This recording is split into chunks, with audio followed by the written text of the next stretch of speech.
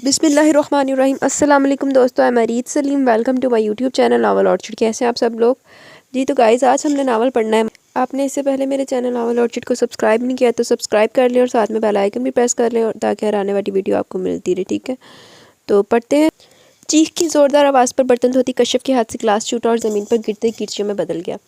कश्यप ने एक नज़र टूटे हुए ग्लास को देखा, लेकिन फिर इससे नज़रअंदाज करके कमरे की तरफ दौड़ी। कमरे का मंजर इसकी तवक्का के ऐन मुताबिक था। तहजीब बेड पर चढ़ी परेशान नज़रों से नीचे देख रही थी। अभी कश्यप इससे पूछने लगी थी कि ज़ुबैदा बेगम हाँफती हुई अंदर दाखिल हुई। क्या हुआ? कौन चीखा था? इन्होंने परेशानी से पहले कश्यप और फिर तहजीब को देखा। कश्यप ने उंगली से बेड पर खड़ी तहजीब की तरफ इशारा किया तो ज़ुबैदा बेगम की सवालिया नज़र इसके चेहरे पर टिक गई। इसने होंठों पर ज़ुबान फेर कर खुद को बोलने के लिए तैयार किया। वो अम्मी, मैं झाड़ू देने लगी थी, वो कॉकरोच आ गया। इसने मासूमियत से अपने चीखने की वजह बयान की थी, लेकिन इसकी बात पर ज़ुबैदा बेगम का पारा चढ़ गया। तहजीब, तहजीब, मैं तुम्हारा क्या करूं? कब तुम्हें अकल आएगी? कोई कीड़ा निकल आए तो तुम चीखना शुरू कर देती हो। छिपकली देकर तुम्हारी आधी जान निकल जाती है। क्या बनेगा तुम्हारा? पता नहीं क्या सोचकर तुम्हारे बाप ने तुम्हारा नाम तहजीब रखा। तमीज़ और तहजीब तो तुम्हें छू कर नहीं गुजरी। ज़ुबैदा बेगम ने गुस्से से इसके लटके हुए चेहरे को देखा। कश्यप ने इसकी लटकी शक्ल देखकर बड़ी मुश्किल से अपनी हंसी ज़ब्त की। इसकी हंसी ज़ब्त करने के चक्कर में देखकर तहजीब की हंसी निकल गई। अब हंसते ही रहना तुम्हें, तो और कोई काम ही नहीं है। या चीख लो या हंस लो, मैं तो पता नहीं किन पागलों में फंस गई हूँ। बड़बड़ाती हुई बाहर निकल गई। कश्यप ने अफसोस से सर लाया। अम्मी सही कहती है, तुम्हारा कुछ नहीं हो सकता। कोई कह सकता है कि तुम शहर के बेहतरीन स्कूल में पढ़ाती हो? मुझे तो कभी कभी लगता है कि तुम बच्चों को कम, वो तुम्हें ज़्यादा डांटते होंगे। कश्यप के मजाक उड़ाने वाले अंदाज पर इसने गुस्से से देखा। अब ऐसी भी कोई बात नहीं, वो सब मुझसे बहुत प्यार करते हैं। हाँ, नज़र आता है, कश्यप ने झाड़ू उठाते हुए कहा था। क्या नज़र आता है? तहजीब ने झाड़ू उसके हाथ से ले ली। यही इनका प्यार जो कभी रबड़ की छिपकली की सूरत में तुम्हारे पर्स में रखा मिलता है। तहजीब, कश्यप की बात पर तहजीब ने नजर इसके चेहरे से हटा ली। वो तो बस ऐसी, और तुम हर वक्त मेरे पीछे ना पड़ी रहा करो। इसके मुड़ते कश्यप चीखी थी, कॉकरोच। और तहजीब चीख मारकर उछली और कश्यप के पीछे जाकर खड़ी हो गई। कहाँ है? तहजीब ने घबराकर मतलाशी नजरों से इधर उधर देखा। पता नहीं, कश्यप ने कहकर दरवाजे की तरफ दौड़ लगाई। कश्यप की बच्ची, इसकी बात समझ में आती वो इसके पीछे भागी थी। आज लगता है दुश्मनों के मजाज मामूल पर नहीं। इमरान ने किचन में दाखिल होते हुए कश्यप से कहा। इसने मुस्कुराकर इमरान को देखा। तुम कब आए? अभी अभी, लेकिन आपकी बहन साहबा ने तो सलाम का जवाब देना गवारा नहीं किया, इसलिए सीधा यहीं आ रहा हूँ। इमरान ने टोकरी से सेब उठाते हुए कहा। इससे आज ना ही छेड़ो तो अच्छा। अभी अभी इसने डांट खाई है, वो आज किसी से बात नहीं करेगी। अच्छा, तो इसलिए मूड ऑफ है? किधर? इमरान ने सर हिलाते हुए कहा। लेकिन मैं इसे बोलने पर मजबूर कर दूंगा। अच्छा, देखते हैं। कश्यप ने इसे देखकर चैलेंज किया और चूल्हा बंद करके इमरान के पीछे आ गई। तहजीब ने एक नज़र इन दोनों को अंदर आते देखा और दोबारा अपना ध्यान टीवी की जानिब मरकूज कर लिया। तहजीब, अब्बू तुम्हें याद कर रहे थे, इमरान ने इसे टीवी में मगन देखकर कहा, लेकिन वहाँ से कोई जवाब नहीं आया। अच्छा कश्यप, चलता हूँ और अब्बू से जाकर कहूँगा मैं आपका पैगाम आपकी चहेती को दिया था, लेकिन इसने कहा मैं क्या करूँ? इमरान के संजीदगी से कहने पर वो एकदम भड़क उठी। मानी, कितने बड़े झूठे हो तुम। मैंने ऐसा कब कहा? इसके घूरने पर इमरान ने बड़ी मुश्किल से अपनी हंसी को रोका था। जाहिर सी बात है, तुम जवाब नहीं दोगे तो इसका यही मतलब निकलता है। इमरान ने दोबारा बैठते हुए कहा। तुम हर जगह अपनी अक्ल से काम ना लिया करो। तहजीब ने जलकर जवाब दिया। फिर अब्बू को क्या जवाब दूँ? तुम्हें जवाब देने की ज़रूरत नहीं, मैं खुद इनसे बात कर लूँगी। तहजीब ने इसे देखे बगैर कहा। लिफ्ट ना करवाने पर वो कश्यप की तरफ आ गया। वैसे तो तुम्हारी बहन को उल्लू बनाना कोई मुश्किल काम नहीं, ज़रा फैलने की ज़रूरत नहीं। अभी इसने सुन लिया तो तुम्हें बाहर निकाल देगी। तहजीब ने घूर कर इन दोनों को देखा। तुम दोनों क्या सरगोशी में बातें कर रहे हो? ये तुम्हारी बहन तुम्हारी बुराइयां कर रही थी। इमरान ने सारा इल्ज़ाम कश्यप पर रख दिया तो वो तड़प कर बोली। मानी, सच बहुत बड़े झूठे हो। तहजीब भी तुम्हें उल्लू बोल रहा था। तहजीब की घुरी पर वह हड़बड़ा कर रह गया। झूठ? मैं तो कह रहा था कि तहजीब आज बहुत तहजीब याफ्ता लग रही है। लेकिन वो कुशन उठा चुकी थी, एक के बाद दूसरा, फिर तीसरा। इसने सारे कुशन उठा उठा कर इसे मारने शुरू कर दिए, लेकिन इसे लग रहे थे जबकि कुछ को वो आसानी से कैच कर रहा था और हंसता जा रहा था। इसकी हंसी तहजीब के लिए जलती पर तेल का काम कर रही थी। इसने नजरें घुमाकर किसी ज़बरदस्त चीज़ की तलाश की। तहजीब, जूती! इसने पीछे से कश्यप की आवाज़ सुनी। तहजीब ने जल्दी से झुककर अपने पाँव से जूती निकाली। अभी वो सामने खड़े इमरान पर फेंकने वाली थी, तभी दाएं तरफ का दरवाज़ा खोलकर ज़ुबैदा बाहर आई। इन्होंने हैरत से सामने का मंजर देखा, जहां इमरान दरवाजे के साथ खड़ा था और तहजीब के हाथ में जूती थी, जबकि कश्यप पीछे खड़ी इमरान को इशारे कर रही थी। दरवाज़ा खुलते ही वो तीनों इस तरफ मतवज्जा हुए। कश्यप की हंसी रुक गई। तहजीब के चेहरे का रंग उड़ गया, जबकि इमरान के हौसले और बुलंद हो गए थे। अच्छा बताई जान, आप आ गई। ये देख रही है मेरी कितनी इज्जत हो रही है? जूते मारकर घर से निकाल रही है। तहजीब बेगम के करीब जाकर इसने मजलूम शक्ल बनाकर कहा। झूठ बोलता है, झूठा सारे जहान का। तहजीब ने चीख कर जूते वाला हाथ बुलंद किया। तहजीब, क्या बदतमीज़ है, जूता नीचे रखो। इसने घबराकर जूता नीचे रखा। ये कोई तरीका बात करने का? कोई तमीज़ बाकी रह गई है? नहीं, बड़ा है वो तुमसे 1 साल। वो बुरा सा मुंह बनाकर बोली। तो क्या 1 साल बड़ा नहीं होता? जाओ मानी के लिए चाय बना कर लाओ। तहजीब ने खा जाने वाली नज़रों से इमरान को देखा, जिसके दांत ही अंदर नहीं जा रहे थे। दांत तो ऐसे निकाला जैसे बहुत खूबसूरत हो। अम्मी ना आती तो आज इसके सारे दांत मेरे हाथ से टूटने थे। इसने चाय का पानी रखते हुए कहा, तुम्हें ऐसी चाय पिलवाती हूँ सारी उम्र याद रखोगे। तहजीब ने चीनी की जगह ढेर सारा नमक पानी में डाला। चाय का कप ट्रे में रखकर इसने चेहरे को संजीदा किया और बाहर निकल आई। चाय का कप इमरान को पकड़ाकर वो कशिफ के साथ बैठ गई। इमरान ने कप उठाते हुए मुस्कुराकर इसके फूले हुए मुंह को देखा, लेकिन चाय का पहला घूंट पड़ते इसका मुंह का जाविया एकदम बिगड़ा। अब इसकी ऐसी हालत थी कि ना तो वो उगल सकता था और ना ही निगल सकता था। इसने घबराकर तहजीब को देखा, जो बड़ी दिलचस्पी से इसकी तरफ देख रही थी। इमरान एकदम उठकर बाहर की तरफ भागा। जुबैदा बेगम ने घबराकर इसे पुकारा। इमरान, कशिफ भी हैरानी से उठी, जबकि तहजीब इत्मीनान से टीवी देखने में महव थी। तभी इमरान दोबारा अंदर आया। क्या हुआ बेटा, तबीयत तो ठीक है ना? जुबैदा ने परेशानी से इसके सुर्ख चेहरे को देखा। अच्छा ताईजान, चलता हूँ बेटा, चाय? नहीं ताईजान, मुझे एक ज़रूरी काम याद आ गया, फिर आऊँगा। वो जरी जरी कह के निकल गया। मुबादा इसे चाय ना पीनी पड़ जाए। कमाल है, अभी तो चाय का कह रहा था और अब पी भी नहीं। वो सोफे पर बैठ गई और सामने रखा कप उठा लिया। तहजीब ने घबरा कर इन्हें देखा। अम्मी ये मुझे दे दें। इसने जल्दी से कप इनके हाथ से ले लिया। ये क्या बदतमीज़ी है तहजीब? इन्होंने नागवारी से देखा। अम्मी ये चाय ठीक नहीं। क्यों, क्या है इससे? इन्होंने ना समझ आने वाले अंदाज में इसे देखा। वो इसमें नमक है। इसके कहने पर इन्हें बेसाख्ता इमरान की हालत याद आई। कशिफ की हंसी निकल गई, जबकि इन्होंने अपना माथा पीट लिया। इससे पहले कि वो स्टार्ट लेती, इसने कमरे से निकलने में आफियत समझी। मेरी तो समझ में नहीं आता इस लड़की का क्या करूं। एक कशिफ है, मजाल है कभी इसने मुझे तंग किया। सारा घर संभाल रखा है, इतनी सुलझी हुई है कि अपने क्या गैर भी तारीफ़ करते हैं। लेकिन तहजीब इसे सवाए शोर में जाने और काम बिगाड़ने के अलावा कुछ नहीं आता। क्यों, अब क्या कर दिया इसने?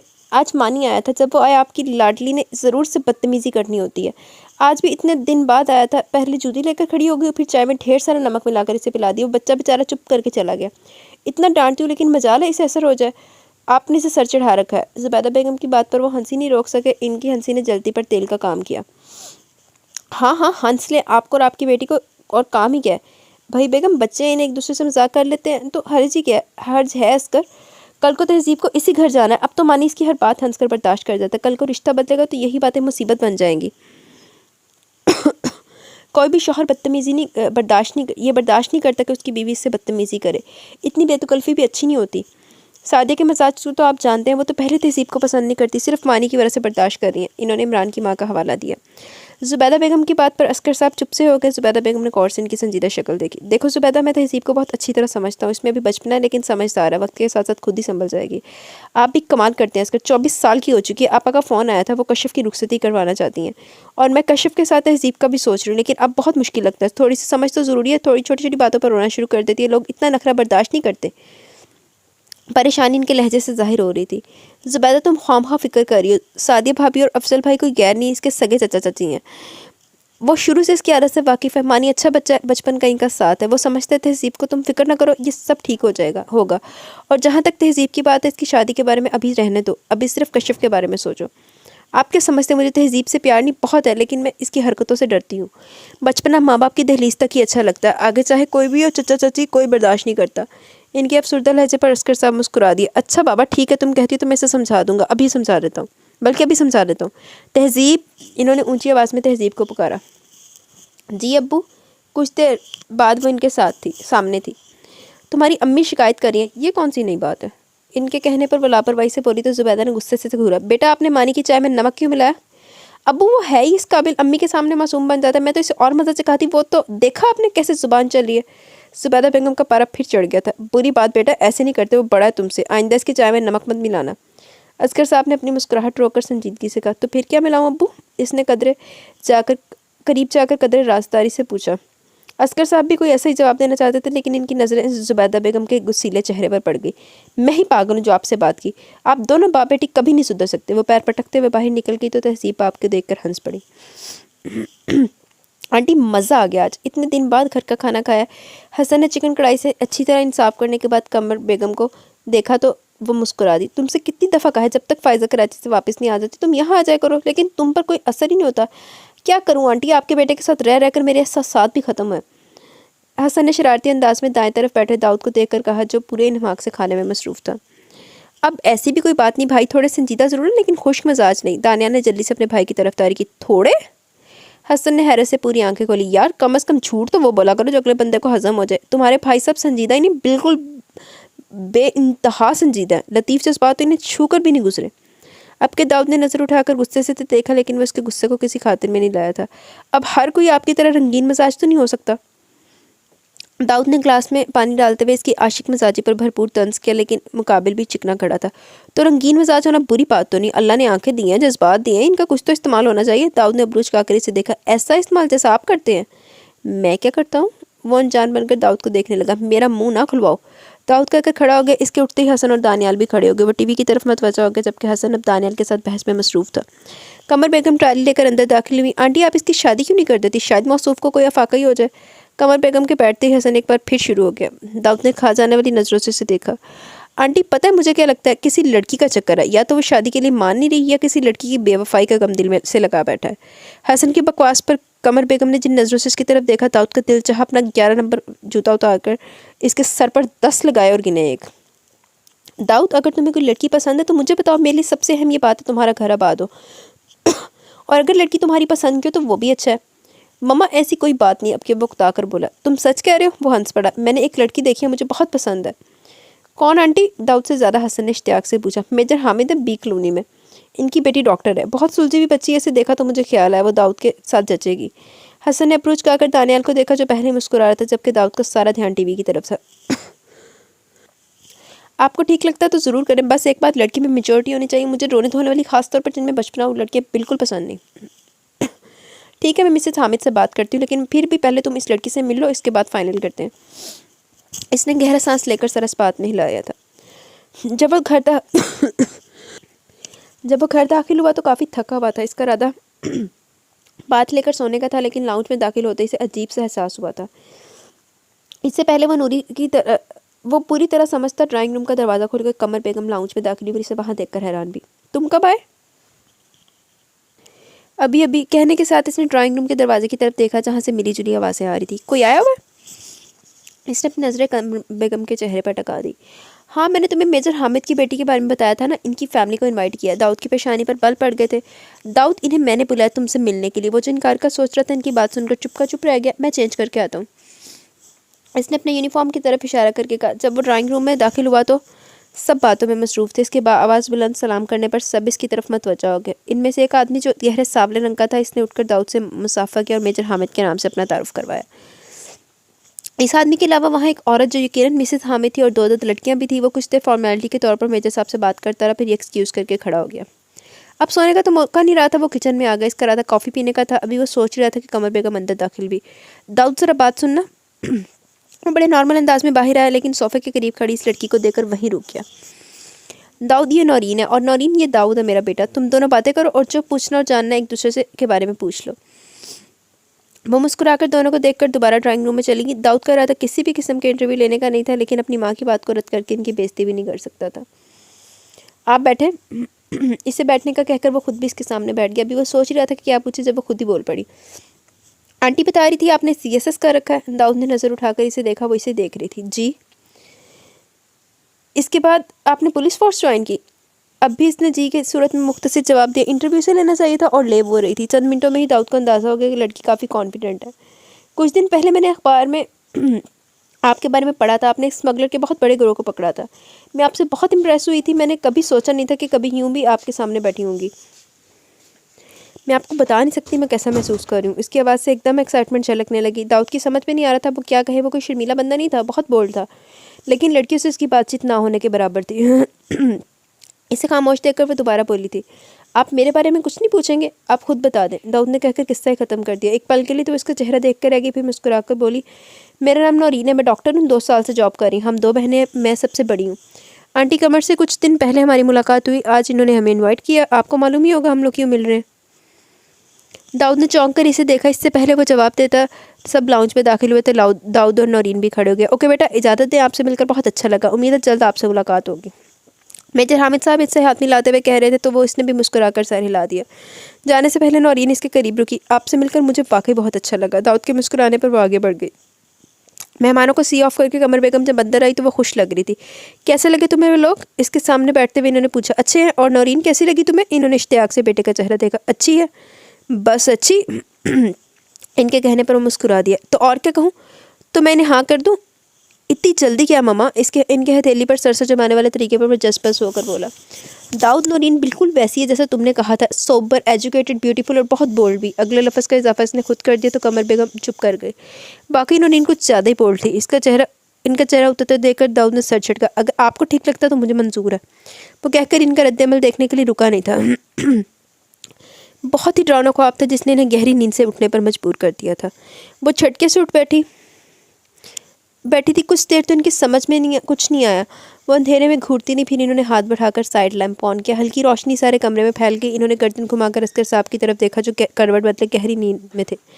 इन्होंने गहरा सांस लेकर टांगे बेड के नीचे लटकाई और इनका रुख कशफ और तहजीब के कमरे की तरफ था। वो अंदर दाखिल हुई तो कमरे में नाइट बल्ब की नीली रोशनी फैली थी। इन्होंने सामने बेड की तरफ देखा। वो दोनों सो रही थी। तहजीब का बाजू कशफ के ऊपर था और कशफ का हाथ तहजीब के बाजू पर। इनके अंदाज पर बेसाख्ता मुस्कुराई। सब कुछ ठीक था तो फिर वो ख्वाब इनकी मुस्कुराहट सुकड़ गई। या अल्लाह मेरी बच्चियों की हिफाजत करना। इन्होंने बेसाख्ता सर उठाकर दुआ की। वो जब कमरे में आई तो अस्कर साहब बेड पर बैठे थे। कहाँ गई थी? इन्हें अंदर आते देखकर इन्होंने पूछा तो वो कोई जवाब दिए बगैर बेड पर आकर बैठ गई। क्या बात है जुबैदा? इनके अंदाज पर अस्कर साहब भी ठिठक गए। अस्कर, मैंने भी बहुत बुरा ख्वाब देखा। मैंने देखा एक जंगल है घना, बहुत डरावना। इसमें सांप ही सांप है। फिर मैंने वहाँ एक लड़की को भागते देखा। सांप इसके पीछे लगे हैं। वो लड़की भागते भागते गिर जाती है। वो सांप इसे घेर लेते हैं और फिर एक बहुत बड़ा काला नाग इसे काट लेता है। अस्कर साहब ने देखा वो हल्के हल्के कांप भी रही हैं। फिर मैंने इस लड़की का चेहरा देखा। पता है वो कौन थी? जब इन्होंने सवाली नज़रों से अस्कर साहब को देखा तो इनकी आंखें आंसुओं से भरी थी। एक पल के लिए अस्कर साहब भी डर गए। वो तहजीब थी। कहने के साथ वो दोनों हाथों में मुंह छुपाकर रोने लगी। एक पल के लिए अस्कर साहब भी कुछ बोलने के काबिल नहीं रहे। आप जानते हैं ना, सांप का नजर आना ही बुरा है। फिर इसने तहजीब को काटा भी है।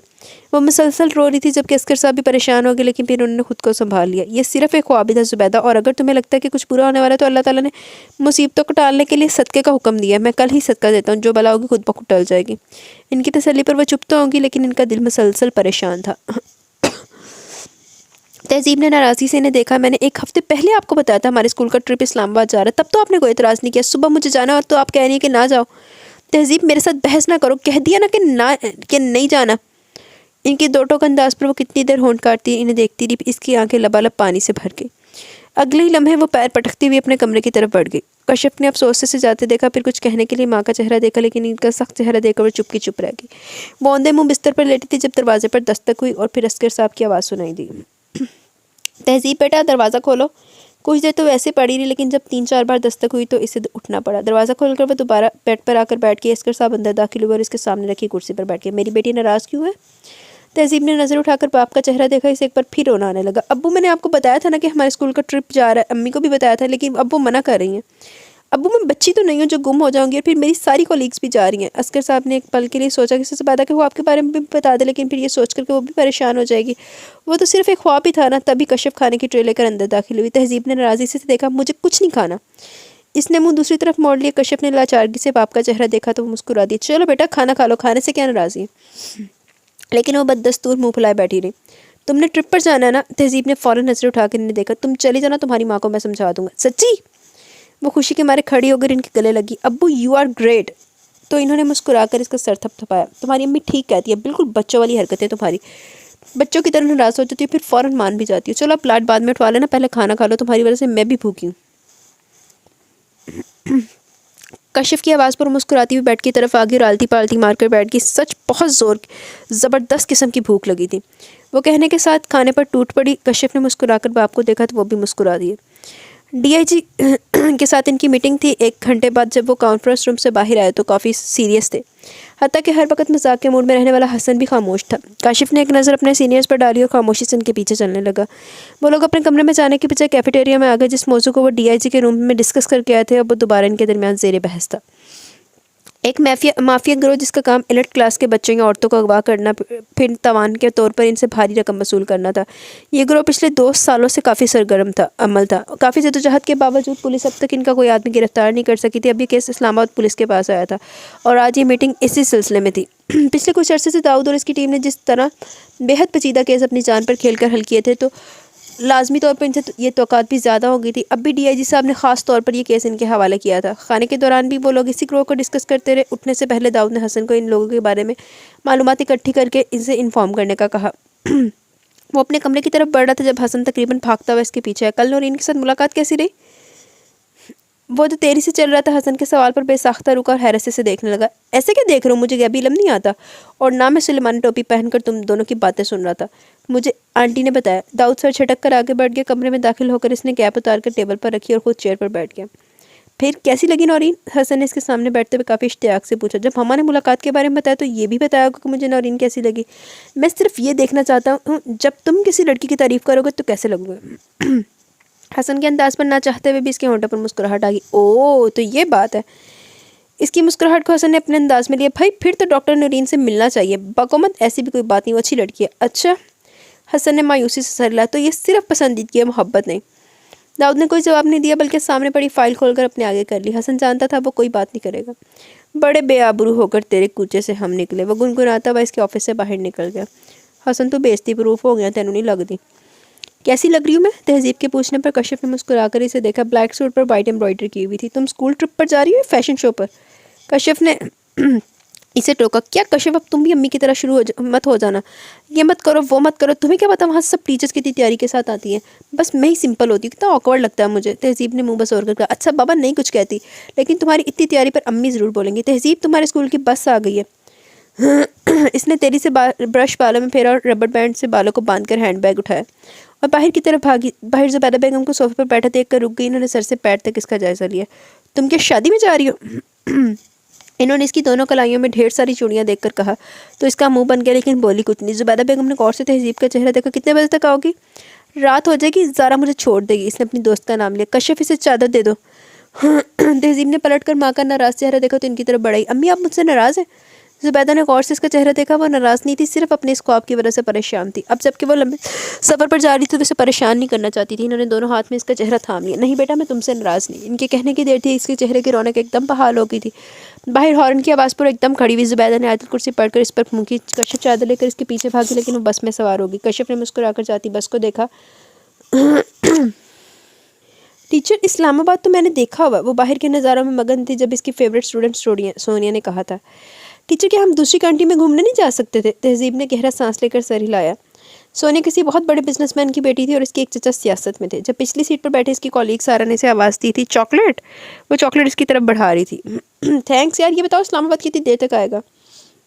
तहजीब की उकताई हुई आवाज़ पर ज़ारा हंस पड़ी। बस आने वाला, मेरा ख्याल है कि 1-1.5 घंटा और लगेगा। अचानक एक झटके से बस रुक गई। सब लोग खिड़कियों से बाहर देख रहे थे। वो भी पर्दा हटाकर बाहर देखने लगी। ड्राइवर बाहर किसी से बहस में मसरूफ़ था। अभी वो सूरत हाल समझने की कोशिश कर रही थी जब 3 आदमी बस का दरवाज़ा खोलकर अंदर दाखिल हुए। आप अंदर कैसे आएंगे? आगे बैठी एक टीचर ने इन तीनों से कहा। देखें मिस, हमें ज़रा आगे तक जाना, हम उतर जाएंगे। ये स्कूल बस है, कोई पब्लिक ट्रांसपोर्ट नहीं, आप लोग उतर जाएं। वो टीचर गुस्से से बोली। आप आराम से बैठ जाएं, हमने कहा ना हम आगे उतर जाएंगे। और ड्राइवर, चलो तुम। वो गुस्से से ड्राइवर की तरफ मुड़ा। वो टीचर अब भी खड़ी ने घूर रही थी। और शराफत की ज़ुबान तुम्हारी समझ में नहीं आ रही? चुपचाप बैठ जाओ वरना उठाकर चलती बस से नीचे फेंक दूंगा। इसका अंदाज़ ही ऐसा था कि इस टीचर के साथ बाकी लोग भी खौफज़दा होकर इन्हें देखने लगे। बस चल पड़ी थी और इस बस में मौजूद वो सब लोग इन तीनों का मकसद जानने से कासिर थे। वो तीनों अब बस में बैठे लोगों का जायज़ा ले रहे थे। तभी इनमें से एक ने जेब से तस्वीर निकाली और पिछली सीटों की तरफ देखकर अपने दूसरे साथी के कान में कुछ कहा। इनमें से जो तीसरा आदमी जिसकी उम्र लगभग 27-28 साल थी, इसने मोबाइल पर किसी से बात की। वो लोग 15 मिनट से खड़े थे और इसका तीसरा साथी जिसने मोबाइल पर बात की पिछले 15 मिनट से तहजीब को घूरने में मसरूफ़ था। ठीक ठाक शक्ल सूरत का लड़का था, लेकिन इसकी आंखें बहुत अजीब थी। तहजीब ने घबराकर कंधों से पर लिया हुआ दुपट्टा सर पर लेकर अपना चेहरा भी काफ़ी हद तक इसमें छुपा लिया। तभी इस लड़के के इशारा करने पर दूसरे आदमी जिसकी बड़ी बड़ी मूछें थी ड्राइवर के सर पर गन रख दी। पूरी बस में बच्चों की चीखें गूंजने लगी। खामोश, किसी की आवाज़ न आए वरना हम इसका सर खोल देंगे। इनका दूसरा साथी बोला जिसका रंग बेहद काला था और चेहरे पर जा बजा जख्मों के निशान थे। बाकी दोनों भी अपनी अपनी गन निकाली। ड्राइवर, बस यहीं नीचे उतार लो। स्याह रंग वाले आदमी ने सुनसान रास्ते की तरफ जाती सड़क की तरफ इशारा करते हुए कहा। बस के रुकते हुए लड़का और काले रंग वाला आदमी उतर गए थे। इनकी बस के पीछे जो दूसरी स्कूल बस आ रही थी वो भी इनके करीब आके रुक गई। इसमें से भी इनके 2 आदमी थे। इनको वहाँ रुके काफ़ी देर गुजर गई थी। शाम के साए भी आहिस्ता आहिस्ता फैल रहे थे। बच्चों का रोना भी बंद हो गया था, लेकिन वो मुसलसल सहमी हुई नज़रों से बाहर देख रहे थे। तहजीब के साथ बैठी सोनिया इसके साथ चिपकी हुई थी, जबकि वो मुसलसल बहते हुए अपने आंसू को साफ करने में मसरूफ़ थी। इसके हाथ पांव सुन्न हो गए थे और डर के मारे धड़कन इतनी तेज़ चली थी जैसे अभी हार्ट फेल हो जाएगा। इनमें एक आदमी दोबारा अंदर आया और आते तलाशी करने के बाद जिसके पास मोबाइल था इसने ले लिया। सब लोग अभी तक इनका मकसद समझने से कासिर थे। तभी वो लड़का जो तहजीब को घूरा था अंदर दाखिल हुआ। सुल्तान, वो लोग हमारे मुतालबत नहीं मान रहे, बच्चों को ले आओ। اس کی بات پر سب نے گھبرا کر انہیں دیکھا۔ اس لڑکے نے اس لمبی مونچھ والے کو سلطان کے نام سے بلایا۔ سلطان پچھلی سیٹوں کی طرف بڑھنے لگا۔ اپنی سیٹ کی طرف بڑھتا دیکھ کر تہذیب کی سانس سینے میں اٹک کر رہ گئی۔ اچانک سلطان نامی شخص نے آگے بڑھ کر سونیا کا بازو تو پوچھ لیا۔ سونیا کی چیخیں ساری بس میں گونجنے لگی تھی۔ اس کو دیکھ کر باقی بچے بھی رونے لگے۔ میں نہیں جاؤں گی ٹیچر، میں نہیں جاؤں گی، سونیا نے چلاتے ہوئے اس کا ہاتھ مضبوطی سے تھام لیا۔ سونیا کو روتا دیکھ کر اس کے اپنے آنسو بھی روانی آ گئی۔ وہ شخص اس کو مسلسل کھینچ رہا تھا اور تہذیب کے ڈر کے مارے سارے حواس سلب ہو کر رہ گئے۔ سلطان اس لڑکی کو بھی ساتھ لے آؤ۔ وہ جو پہلے گھبرائی ہوئی تھی اس اچانک افتاد پر اس کے رہے سے اوسان بھی ختم ہو گئے۔ لیکن بابر اس لڑکی کو کیا کرنا ہے؟ سلطان نے حیرانی سے دیکھا۔ میں نے کہا نا اس لڑکی کو بھی لے آؤ۔ اب کہ اس نے حکمیہ انداز میں کہا۔ میں نہیں جاؤں گی، ڈر کے مارے اس کی آواز کانپ رہی تھی۔ سلطان نے بابر کی طرف دیکھا، تبھی وہ خود آگے بڑھا۔ تم بچی کو لے جاؤ۔ اس کے کہنے کی دیر تھی، اس سے پہلے کہ وہ صرف سونیا کا بازو کھینچ رہا تھا، حکم ملتے اس نے سونیا کو جھٹکا دے کر کھڑا کر گود میں اٹھا لیا۔ سونیا چیخنے کے ساتھ بری طرح اس کی گرفت میں مچل رہی تھی۔ بس میں بیٹھے کسی آدمی نے اتنی جرت نہیں کی کہ اس آدمی کو روک سکے، کیونکہ ان کے پاس گن تھی اور جان کسی پیاری نہیں ہوتی۔ سلطان کے بس سے باہر نکلتے ہی بابر اس کی سیٹ کے پاس بالکل پاس آ کر کھڑا ہو گیا۔ تہذیب نے سہمی ہوئی نظروں سے اسے دیکھا اور بالکل کھڑکی کے ساتھ لگ گئی۔ بابر نے جھک کر اس کا ہاتھ پکڑا۔ اس کے منہ سے چیخ نکلی تھی، ہاتھ چھوڑو میرا۔ وہ اب دوسرے ہاتھ سے اپنا ہاتھ چھڑانے کی کوشش بھی کر رہی تھی، لیکن اس کی گرفت مضبوط تھی۔ وہ اسے کھینچ کر اٹھانے میں کامیاب ہو گیا۔ سر پلیز مجھے بچائیں۔ وہ اسے کھینچ کر لے جا رہا تھا۔ اس نے خاور صاحب جو ان کے اسکول کے اسپورٹس ٹیچر تھے، ان کی سیٹ کو مضبوطی سے تھام کر التجا کی۔ خاور کو بھی جانے کیا ہوا، وہ کھڑا ہو گیا۔ لڑکی کا ہاتھ چھوڑو۔ بابر نے ایک نظر اسے دیکھا، اگلے ہی پل اپنے ہاتھ میں تھامی گن بڑے زوردار طریقے سے اس کے منہ پر ماری۔ تہذیب کے منہ سے بے ساختہ چیخ نکلی، جبکہ خاور کراہتا ہوا منہ کے بل گرا تھا۔ بابر ان کو سنبھلنے کا موقع دیے بغیر کھینچتا ہوا بس سے باہر لے آیا۔ نکلنے سے پہلے اس نے سب لوگوں کو وارن کیا تھا، اگر تم لوگوں کو اپنی جان پیاری اور تم لوگ چاہتے ہو کہ اپنے گھروں کو صحیح سلامت جاؤ تو کوئی آواز کوئی چلاکی نہیں، ہمارے اترتے ہی تم لوگ جا سکتے ہو۔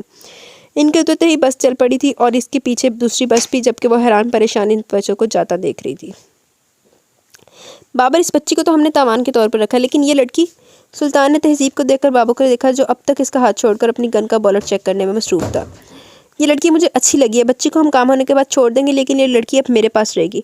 تہذیب رونا دھونا بھول کر اس کی شکل دیکھنے لگی، جو بڑے غور سے اسے دیکھ رہا تھا۔ اس کا دماغ ایک دم معاف ہو گیا۔ سونیا اس آدمی سے ہاتھ چھڑا کر اس سے لپٹ گئی، لیکن اس میں ہاتھ ہلانے کی سکت نہیں رہی۔ اسے اپنی جان کی نہیں، صرف اپنی عزت کی فکر تھی۔ یوں کسی ڈاکو کا اسے اپنے پاس رکھنا، اور وہ اس کی خود پر جمی نظریں۔ اس نے بے چینی سے ارد گرد کا جائزہ لیا۔ وہ کافی سنسان جگہ تھی، درختوں کی جھنڈ ہی جھنڈ تھے۔ یار بابر، یہ لڑکی کہیں کوئی مصیبت کھڑی نہ کر دے۔ پہلے ہی نواز بتا رہا ہے پولیس کو اطلاع مل چکی ہے۔ بس سلطان، مزید کوئی بات نہیں، یہ لڑکی ہمارے ساتھ جائے گی۔ نواز سے کہو گاڑی یہیں لے کر آئے، تب تک میں اسے دو چار باتیں کر لوں۔ وہ مسکراتا ہوا تہذیب کی طرف بڑھا اور اسی طرح بڑے بے ساختہ انداز میں وہ پیچھے ہٹی تھی۔ اسے مسلسل پیچھے ہٹتا دیکھ کر وہ رک گیا اور تہذیب کے قدم بھی رک گئے۔ وہ اسے ایسے دیکھ رہی تھی جیسے کوئی ہڈنی شکار ہونے سے پہلے رحم طلب نظروں سے اپنے شکاری کو دیکھتی ہے۔ ایسے دیکھو گے تو میں کیسے خود کو روک پاؤں گا؟ وہ ایک لمحہ ضائع کیے بغیر اس کے پاس آیا اور اسے دونوں بازوں سے تھام لیا۔ تہذیب کی روح فنا ہوگی، مگر اس سے پہلے کہ وہ مزید کوئی حرکت کرتا پولیس کی گاڑی کا سائرن سنائی دیا۔ بابر نے ایک دم اسے چھوڑ کر پیچھے دیکھا۔ تہذیب کے ذہن نے بجلی کی تیزی سے کام کیا۔ اس نے قریب کھڑی سونیا کا ہاتھ پکڑا اور سمت کا تعین کیے بغیر دوڑ لگا دی۔ ان کو بھاگتے دیکھ کر بابر ایک پل کے لیے حیران رہ گیا اور پھر وہ اس کے پیچھے بھاگا۔ بابر کے پیچھے سلطان۔ وہ پاگلوں کی طرح بھاگتی جا رہی تھی۔ وہ نہیں جانتی تھی راستہ کون سا، اسے صرف یہ پتا تھا کہ اسے اپنی عزت بچانی ہے۔ سونیا کا پاؤں پھسلا اور وہ وہیں گر گئی۔ تہذیب نے گھبرا کر اسے دیکھا اور اسے اٹھانے کے لیے مڑنے والی تھی، تبھی سے بھاگتے قدموں کی آواز نزدیک سے آئی تو وہ سونیا پر ایک بے بس نظر ڈال کر پھر بھاگنے لگی۔ وہ کتنا بھاگی تھی اسے اندازہ نہیں تھا، لیکن جب سانس پھولنے لگا اور بھاگنے کی ہمت نہیں رہی تو اس نے درخت کے تنے سے ٹیک لگا لی۔ کچھ دیر بعد اس نے درخت کی اور سے دیکھا، کچھ فاصلے پر اسے وہ دونوں نظر آئے جو متلاشی نظروں سے اسے ڈھونڈ رہے تھے، جبکہ سونیا ان کی گرفت میں تھی۔ سائرن کی آواز کافی قریب سے آ رہی تھی۔ بابر چل یار چل۔ سلطان نے اس کا بازو پکڑ کر کھینچا۔ نہیں، مجھے یہ لڑکی چاہیے۔ نہیں بابر، اس وقت ہمارے پاس مزید کوئی چانس نہیں، یہ نہ ہو ہم جان سے بھی جائیں۔ ابھی چلو، زندہ رہے تو اسے ڈھونڈ لیں گے۔ بابر نے نظر گھما کر چاروں طرف دیکھا تو ایک دم درخت کی اوٹ میں ہوگی۔ قدموں کی آواز کے بعد گاڑی سٹارٹ ہونے کی اور پھر جانے کی آواز آئی۔ کچھ اتنی دیر تو وہیں دم سادے کھڑی رہی اور پھر اس نے سامنے کی طرف بھاگنا شروع کر دی، جہاں سے سائرن کی آواز آ رہی تھی۔ اونچی ہیل کی وجہ سے وہ کتنی مرتبہ گری، چوٹیں بھی آئی تھیں، لیکن وہ ان کی پرواہ کیے بغیر بھاگ رہی تھی۔ تبھی دور سے پولیس کی 3 گاڑی نظر آئیں۔ آنکھوں میں آئے آنسوؤں نے کچھ دیر کے لیے سامنے کے منظر کو دھندلا دیا۔ اس نے دونوں ہاتھوں سے آنکھوں کو صاف کیا اور اوپر جاتی سڑک پر بھاگنے لگی۔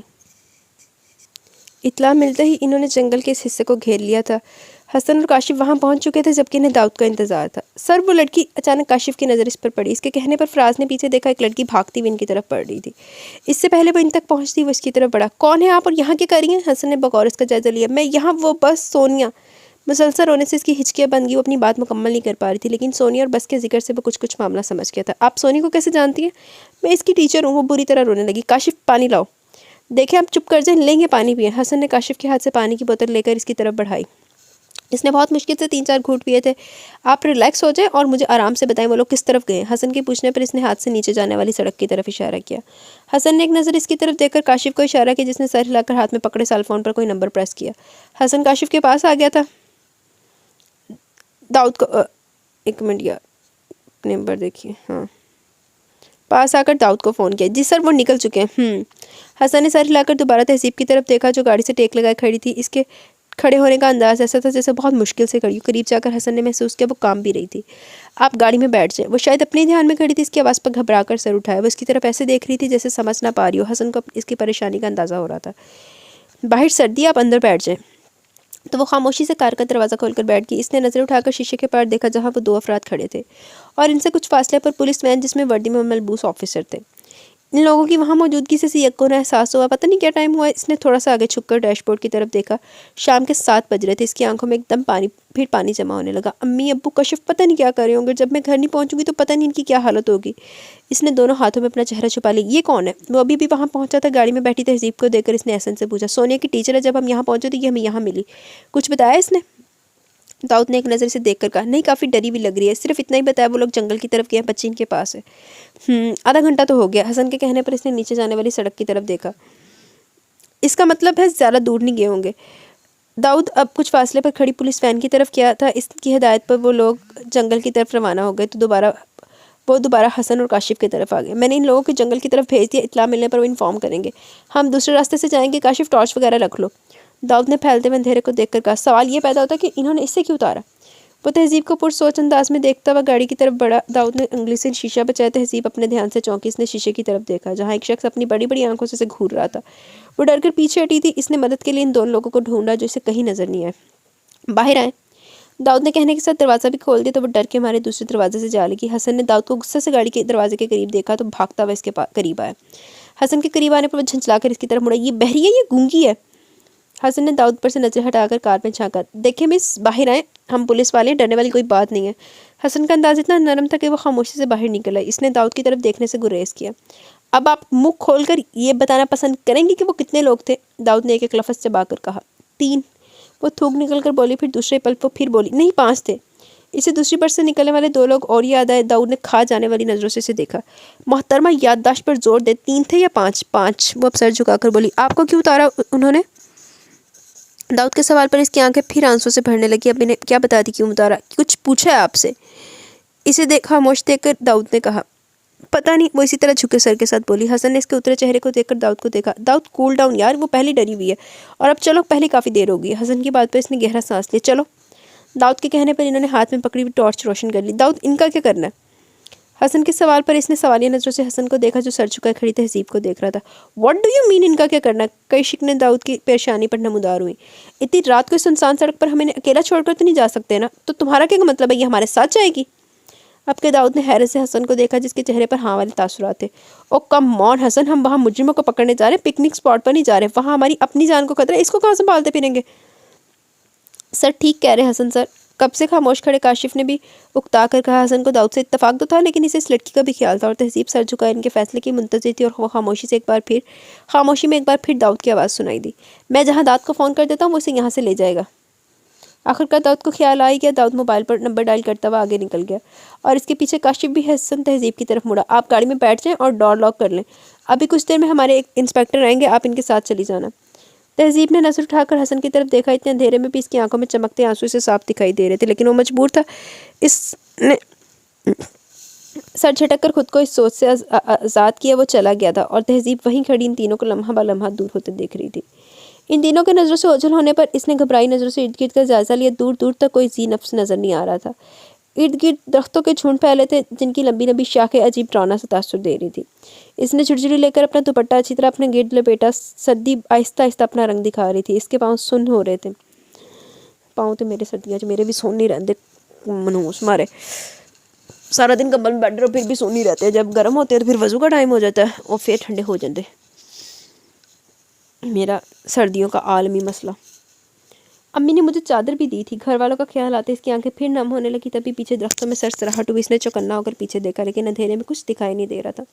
वो जल्दी से कार का दरवाज़ा बंद करके बैठ के डोर लॉक कर लिया। अभी से वहाँ बैठे 5 मिनट से ज़्यादा हो गए थे। जैसे जितनी सूरतें याद थी वो पढ़ रही थी, लेकिन बावजूद कोशिश के वो अपने डर से निजात हासिल नहीं कर सकी। जिस इंस्पेक्टर ने इसे लेने आना था वो अभी नहीं आया था, और जाने कब तक आता, और आता भी कि नहीं, जबकि वो जानती थी वो बाबर नामी गुंडा यहीं कहीं है। अगर वो दोबारा आ गया तो वो क्या करेगी, और इसकी बुरी नीयत से भी वो अच्छी तरह आगाह थी। इसे एक पल लगा फैसला करने में। इसने गाड़ी का दरवाज़ा खोला और भागना शुरू कर दिया। अपने पीछे तेज कदमों की आवाज़ सुनकर वो तीनों तेजी से मुड़े। आने वाले को देखकर जहाँ इन तीनों के चेहरे पर हैरत आई, वहीं इन तीनों को अपनी तरफ गन तानते देखकर तहजीब के मुंह से चीख निकली थी। इसके चीखने पर इन तीनों ने गन नीचे कर ली। आप यहाँ? हसन ने हैरत से देखा। तहजीब ने एकदम इसके आगे हाथ जोड़ दिए। देखिए प्लीज़, मैं आपके आगे हाथ जोड़ती हूँ, मुझे साथ ले जाएं, वहाँ मुझे बहुत डर लग रहा है। कहते हुए वो रो पड़ी। बेहाल होते हुए हाथ जोड़ते हुए वाकई काबिल रहम लग रही थी। इसकी हालत देखकर वो तीनों खामोश हो गए। इनकी खामोशी पर तहजीब ने सर उठाकर इन्हें देखा, लेकिन इतने अंधेरे में इनके तासुरात जानने से कासिर थी। प्लीज़, वो दोबारा बोली तो दाऊद ने पर रुख मोड़ लिया। ठीक है, आप चलें हमारे साथ।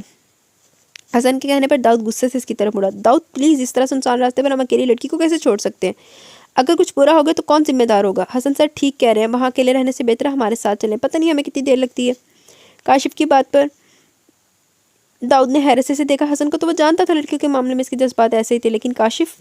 इसने बेजारी से इस लड़की की तरफ देखा जो सर झुकाए रोने में मसरूफ़ थी। इसकी काबिल रहम हालत ने सबके वोट इसकी तरफ मुंतकिल कर दिए। हम इन लोगों को ढूंढने में सुबह भी हो सकती है, और ये भी नहीं पता वो कल भी मिलते हैं या नहीं। तो क्या कल तक ये हमारे साथ जंगल टाइप जगह में भटकती रहेंगी? दाऊद ने इर्द गिर्द फैले दरख्तों की तरफ इशारा करके कहा। इसकी बात पर वो दोनों एक बार फिर चुप कर गए। मैं आपको बिल्कुल तंग नहीं करूँगी, प्लीज़, तहजीब ने सामने खड़े दाऊद से कहा, क्योंकि इतनी देर से वैसे अंदाज़ा हो गया था वो इनका सीनियर है। वह इसका ऑर्डर मानते और वही इसके साथ ले जाने को तैयार नहीं। लेकिन वहाँ अकेले रहने से बेहतर था वो इन तीनों के साथ रहे। अगर जब वो तीनों भी मर्द थे, लेकिन इसका दिल कह रहा था वो तीनों मुख्तलिफ थे, इनके साथ वो महफूज रहेगी। इसके सिवा इसके पास कोई ऑप्शन भी नहीं था, सो अल्लाह के सहारे इन पर यकीन करने के लिए मजबूर हो गई थी। दाऊद ने कुछ कहे बगैर कदम आगे बढ़ा दिए। इसके आगे बढ़ते ही वो दोनों भी इसके पीछे चल पड़े, तो वो भी सर झुकाए खामोशी से इनके पीछे चलने लगी। इन्हें चलते हुए काफ़ी देर हो गई। तहजीब ने फूली सांसों के साथ इन तीनों को देखा, जो इतनी देरी से साथ चल रहे थे कि इनके पीछे चलने के लिए इसे भागना पड़ रहा था। कुछ अंधेरा, कुछ ऊंचा नीचा रास्ता, ज़रा सी बेहतियाती से वो गिर भी सकती थी। इतनी सर्दी में लंबी हील के साथ मसलसल चलने से इसकी जान निकल रही थी। तभी इन तीनों में से किसी एक के मोबाइल की बीप बजी। वो लोग रुक के दाऊद मोबाइल बंद करके इन दोनों से मुखातिब हुआ। अभी तक इन लोगों को कुछ पता नहीं चला, लेकिन ये श्योर है कि वो लोग इसी एरिया में, हमें कुछ देर यहीं इंतज़ार करना होगा। वैसे भी थोड़ी देर तक सुबह हो जाएगी तो टायर के निशान के जरिए जल्दी दिन तक पहुँच जाएंगे। दाऊद ने दरख्त के साथ टेक लगा ली। शायद वो खुद भी थक गया था। तहजीब ने बेख्तियार अल्लाह का शुक्र अदा किया, कम से कम थोड़ी देर बैठना तो नसीब हुआ था, वरना इसे लग रहा था इस जंगल में चल चल कर यहीं इसकी रूह परवास कर जाएगी। वो इन तीनों से कुछ फासले पर दरख्तों के साथ टेक लगा कर बैठ गई। वो तीनों इन लोगों को डिस्कस कर रहे थे। इन तीनों ने एक दफ़ा भी नहीं देखा कि वो इनके साथ मौजूद है भी या नहीं। इसने सर उठाकर गहरे अंधेरे को देखा। सुबह कब होगी? अगर इन लोगों के हाथों में टॉर्च ना होती तो इतने गहरे अंधेरे में वो वैसे ही खौफ से फोत हो जाती। टॉर्च की रोशनी इन लोगों की आवाज़ें से हौसला दे रही थी। अपने पाँव में इसे शदीद दर्द महसूस हो रहा था। इसने जूती की स्ट्रेप खोलकर जूती उतार दी, दोनों हाथ से अपने पैर दबाने लगी। आहिस्ता आहिस्ता इसकी आंखें बंद होने लगी। एक तो सुबह वो जल्दी उठ गई थी, दूसरा सफ़र के दौरान हालात की वजह से जहनी और जिस्मानी थकन थी, और सुबह से इसने कुछ खाया भी नहीं था। थकन और नकाहत की वजह से नींद इस पर हावी हो रही थी। इसने दोनों बाजू अपनी टांगों के गिर्द लपेट कर सर घुटनों पर टिका दिया। कुछ अजीब सा एहसास था जिसने इसे आंखें खोलने पर मजबूर किया। इसने मुंदी मुंदी नज़रों से सामने देखा जहाँ वो बैठे थे, और अगले ही लम्हे इसकी आंखें मामूल से ज़्यादा खुल गई थी। वो तेज़ी से खड़ी हुई। इसने मुतलाशी नज़रों से चारों तरफ देखा। इसे कहीं नज़र नहीं वो इसे कहीं नज़र नहीं आए। इसके सोए हुए हवास एकदम लर्ट हुए थे। अंधेरे में आंखें फाड़ फाड़ कर इन्हें ढूंढने लगी। वो इसे कहीं नज़र ना आए। सुने, आप लोग कहाँ हैं? बड़ी मरी हुई आवाज़ में इसने इन्हें आवाज़ दी। वो इसे छोड़ कर चलेगी, ये पहला ख्याल इसे ये आया था, और यही ख्याल इसको रुला गया। इसने डबडबाई नज़रों से चारों तरफ फैले अंधेरे को देखा, और फिर वो रास्ते का तयन किए बगैर भागने लगी। बेख्याली में जूती वही रह गई। इस नंगे पाँव दौड़ते हुए तरह तरह की चीज़ें इसके पाँव से टकरा रही थी। तभी इसे लगा किसी ने इसका दुपट्टा खींचा, और इसे लगा जिस चीज़ से डर के वो भाग रही थी वो वक्त आ गया। इसके मुँह से निकलने वाली चीख बेसाख्ता थी। मोबाइल पर मैसेज मिलते वो तीनों तेज़ी से आगे बढ़े। इन्हें याद ही नहीं रहा वो लड़की भी इनके साथ है। वो तीनों बहुत एहतियात के साथ आगे बढ़े थे। किसी भी वक्त कुछ भी हो सकता था।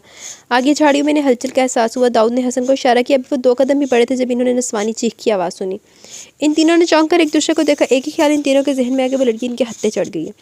काशिफ को वहीं रुकने का कहकर वो दोनों इस सिमत में भागे थे जहाँ वो मौजूद थी। इसका दुपट्टा झाड़ी मटका था, लेकिन इस वक्त इतनी डरी हुई थी कि इसने मुड़कर नहीं देखा। वो दुपट्टा वहीं छोड़कर भागी थी। तेज़ी से تو وہ بری طرح کسی سے ٹکرائی. ٹکر اتنی شدید تھی کہ زمین و آسمان اس کے سامنے گھوم گئے تھے. اس نے سر تھام کر نظریں اٹھائی. داؤد سے خونخوار نظروں سے گھورا تھا. کیا ہوا؟ آپ چیخی کیوں تھی؟ حسن کے سوال پر اس نے خشک ہونٹوں پر زبان پھیری. وہ میں ڈر گئی تھی. اس نے سر جھکا کر شرمندگی سے کہا. ایڈیٹ نانسنس، میں نے پہلے ہی کہا تھا کہ اس لڑکی کو ساتھ مت لو، لیکن تمہیں شوق تھا. بھگتو. اس بے وقوف لڑکی کی چیخ کی وجہ سے نہ ہم واپس آتے اور نہ وہ ہمارے ہاتھ سے نکلتے. اب پتہ نہیں کب تک یہاں خوار ہونا پڑے گا. آخر میں بڑبڑایا. سر وہاں تو وہ لوگ نہیں ملے، لیکن اطلاع ملی کہ وہ یہیں کہیں ہیں. ان کے آس پاس ہونے کا سن کر تہذیب کے رونگٹے کھڑے ہو گئے. حسن، ہمیں ان لوگوں کو یہاں زیادہ ایزی نہیں لینا چاہیے. ان لوگوں سے کچھ بھی توقع کی جا سکتی ہے. اگر ہمیں انہیں گرفتار کرنے میں زیادہ دیر ہوگی تو مجبوراً اس لڑکی کے پیرنٹس کو ان کے مطالبات ماننے ہوں گے، اور اگر وہ ایسا نہیں کرتے تو اس صورت میں بچی کو مارنا ان کے لیے مشکل کام نہیں. داؤد کے کہنے پر تہذیب کی نظروں میں سونیا کی شکل گھومنے لگی. اس نے سر اٹھا کر آسمان کی طرف دیکھا. ہلکی ہلکی روشنی پھیل رہی تھی. پھر اس نے دوبارہ نظریں ان تینوں پر ٹکا دیں جو اس سے کچھ فاصلے پر ڈسکشن میں مصروف تھے. دن کی پھیلتی روشنی میں ان کے چہرے وہ اب واضح طور پر دیکھ سکتی تھی. تہذیب کی نظریں داؤد پر ٹھہر گئی. وہ ان تینوں میں سب سے لمبا تھا، جبکہ اس کے نقوش پر کشش تھے. اس کی باروب شخصیت اسے سب سے نمایاں کرتی تھی. جب وہ بڑے غور سے اس کا جائزہ لینے میں مصروف تھی، تبھی داؤد نے بھی اس کی طرف دیکھا. اس کا چلتا منہ ایک پل کے لیے رکا تھا. تہذیب نے جلدی سے نظریں اس سے ہٹا کر سامنے درخت پر ٹکا دی. پتہ نہیں خود کچھ سمجھتا کہ کبھی عام حالات میں ملا ہوتا تو اس کی طبیعت ٹھکانے لگا دیتی. جنگلی لڑکی سے بات کرنے کی تمیز ہی نہیں. دل ہی دل میں اسے اچھی طرح کوسنے کے بعد اس نے دوبارہ ترچھی نظروں سے انہیں دیکھا اور پھر اسے جھٹکا لگا تھا. اس نے پوری آنکھیں کھول کر دیکھا. وہ تینوں آگے جا رہے تھے. وہ ان کے پیچھے بھاگی. اس کا پاؤں کسی پتھر سے ٹکرایا تھا. اچانک اس کے منہ سے زوردار چیخ نکلی تھی.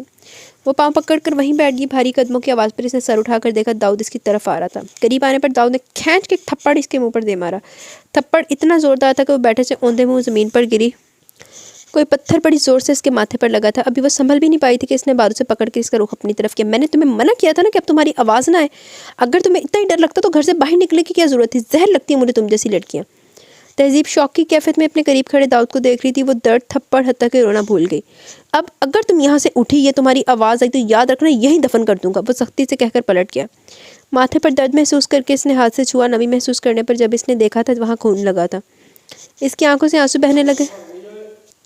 اس نے بائیں گال پر اپنا ہاتھ رکھ کر جلن کے احساس کو کم کرنے کی کوشش کی تھی. تبھی اس کی نظر پاؤں پر پڑی جو لہو لہان تھا. کوئی چیز پاؤں میں چبھی تھی، اسی لیے تو وہ چیخی تھی. اس نے روتے ہوئے سر گھٹنوں پر ٹکا دیا. جتنا وہ کل سے رو رہی کوئی چیز پاؤں میں چبھی تھی تو اس لیے تو وہ چیخی تھی. اس نے روتے ہوئے سر گھٹنوں پر ٹکا دیا. جتنا وہ کل سے رو رہی تھی اتنا تو وہ ساری زندگی میں نہیں روئی تھی.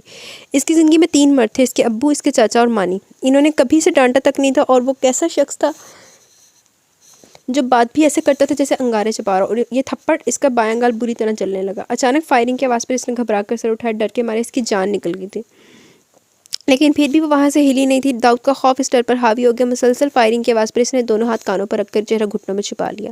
کافی دیر گزر گئی. خاموشی بھی چھا گئی. بھاگتے قدموں کی آواز اس کے قریب آ کر رک گئی. تہذیب نے ڈرتے ڈرتے نظر اٹھا کر اسے دیکھا.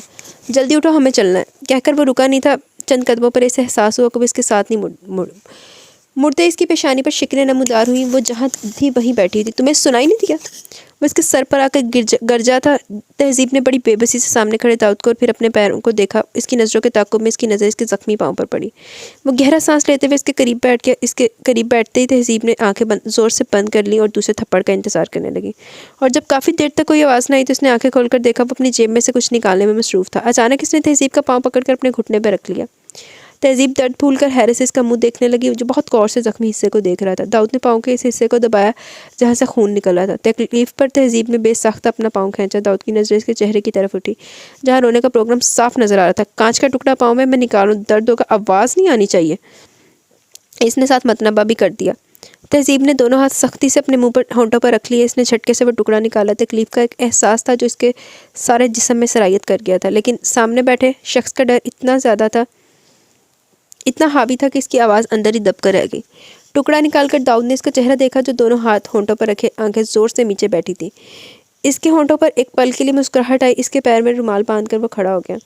تہذیب نے کھڑے ہونے کی کوشش کی لیکن زخمی پاؤں پر دباؤ پڑتے درد کی لہر سارے وجود میں سرایت کر گئی. داؤد کو اپنی طرف دیکھتا پا کر اس کی گھبراہٹ میں اضافہ ہوا. میں سچ کہہ رہی ہوں، میرے پاؤں میں بہت درد ہو رہا ہے، چلا بھی نہیں جا رہا. اس کے روحان سے انداز پر داؤد نے غور سے اس کی شکل دیکھی. اس کے ماتھے پر زخم تھا جبکہ بائیں رخسار پر 4 انگلیوں کے نشان کافی واضح تھے. رونا بند کرو. تہذیب نے جلدی سے آنسو صاف کیے. ہاتھ دو اپنا. جی. تہذیب نے حیرت سے دیکھا. کم سنائی دیتا ہے، میں نے کہا ہاتھ دو. اس کے زور سے بولنے پر اس نے بے ساختہ اپنا ہاتھ اس کی چوڑی ہتھیلی پر رکھا۔ داؤد نے اسے کھینچ کر کھڑا کیا۔ ابھی وہ ٹھیک طرح سے کھڑی بھی نہیں ہو پائی تھی کہ داؤد نے اپنا دوسرا ہاتھ اس کے کندھے کے گرد پھیلا کر اسے اپنے ساتھ لے کر کے اپنے سہارے سے چلانا شروع کیا۔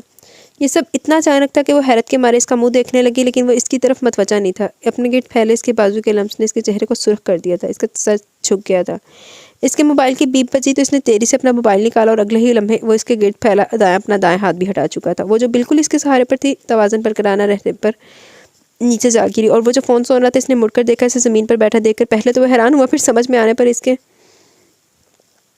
ہونٹوں پر مسکراہٹ آئی۔ تہذیب بھی صحیح دیکھ رہی تھی، اسے مسکراتا دیکھ کر اسے شدید حدت کا احساس ہوا۔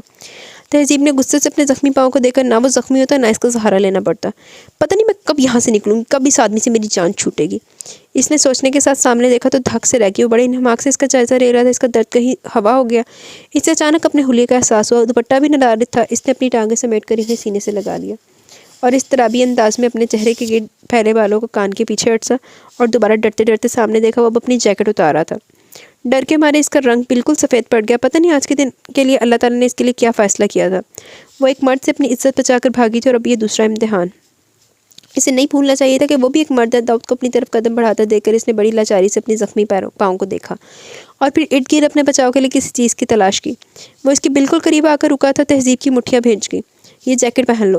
داؤد نے جیکٹ اس کے قریب پھینکی۔ اس نے جھٹکے سے سر اٹھا کر اسے دیکھا۔ اس کے دیکھنے پر اس نے نظروں کا زاویہ بدل لیا۔ تہذیب نے جلدی سے اس کی جیکٹ پہن لی۔ اب ذرا جلدی چلو، داؤد نے کہنے کے ساتھ اس کی طرف ہاتھ بڑھایا تھا۔ میں خود چل سکتی ہوں، اس نے سر جھکا کر دھیمی آواز میں کہا۔ داؤد نے ایک نظر اس کے جھکے سر کو دیکھا اور کندھے اچکا کر چل پڑا۔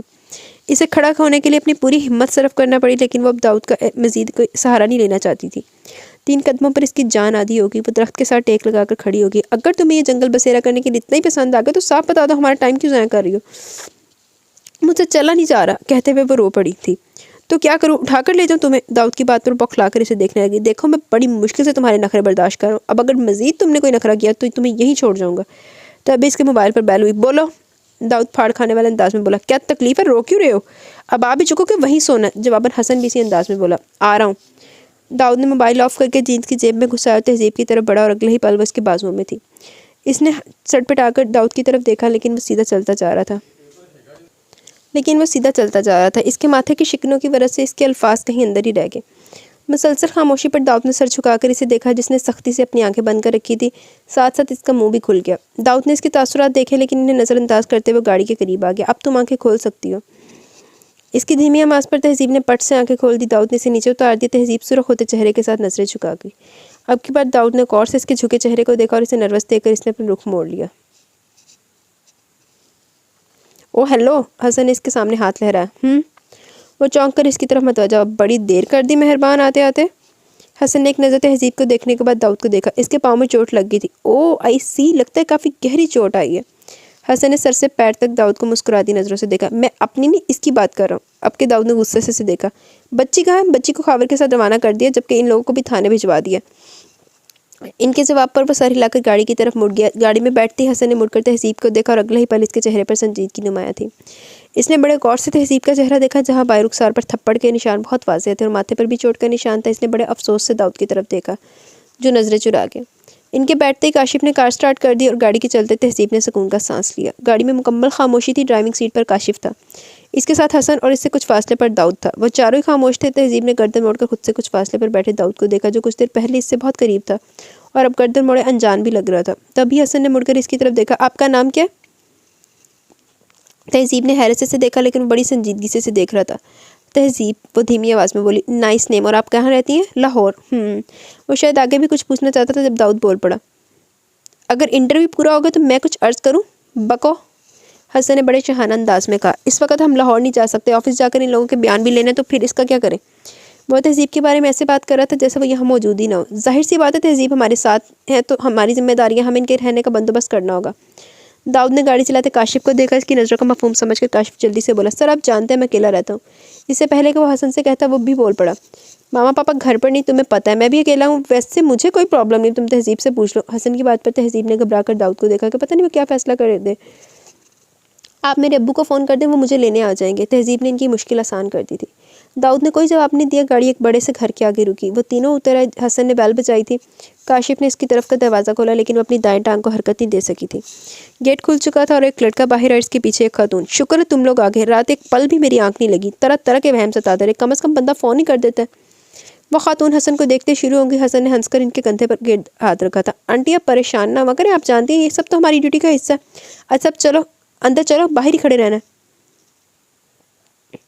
हसन ने दाऊद की तरफ देखा था और दाऊद ने कार की तरफ। दानियाल और कमर दोनों ने इनके ताक़ुब में देखा और तहजीब को देखकर वो दोनों ही हैरान हुए। ये कमर सिर्फ इतना ही कह सकी, ममा इसे अंदर ले आए, बाकी बातें बाद में करते हैं। कमर बेगम बाहर आ गई थी। इन्होंने तहजीब की गाड़ी से निकाला और सहारा देकर अंदर लाई थी। दानियाल देखो, अगर अंकल हाशमी घर हो तो इन्हें बुला लो। दाऊद के कहने पर दानियाल कमर बेगम परेशानी से देखने लगे। दाऊद तुम्हें चोट लगी है? कमर ने बड़ी बेचैनी से इसका जायज़ा लिया। मैं ठीक हूँ मामा, इसके पाँव में चोट लगी है। कमर इसे देखने लगी जबकि दानियाल बाहर निकल गया। कमर बेगम इसके करीब बैठ गई थी और इसकी चोटों को देखने लगी। ये कैसे लगी बेटा?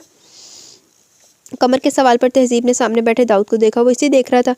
ममा मैं आपको बता दूंगा, कुछ नाश्ते का बंदोबस्त कर दे। कमर ने एक नज़र दाऊद को देखा और खड़ी हो गई। कमरे में इस वक्त सिर्फ वो दोनों थे। काशिफ तो कार लेकर चला गया और हसन भी नज़र नहीं आ रहा था। तहजीब ने झुका सर उठाकर दोबारा दाऊद की तरफ देखा, जो आंखें बंद किए सोफे की बैक से टेक लगाए बैठा था।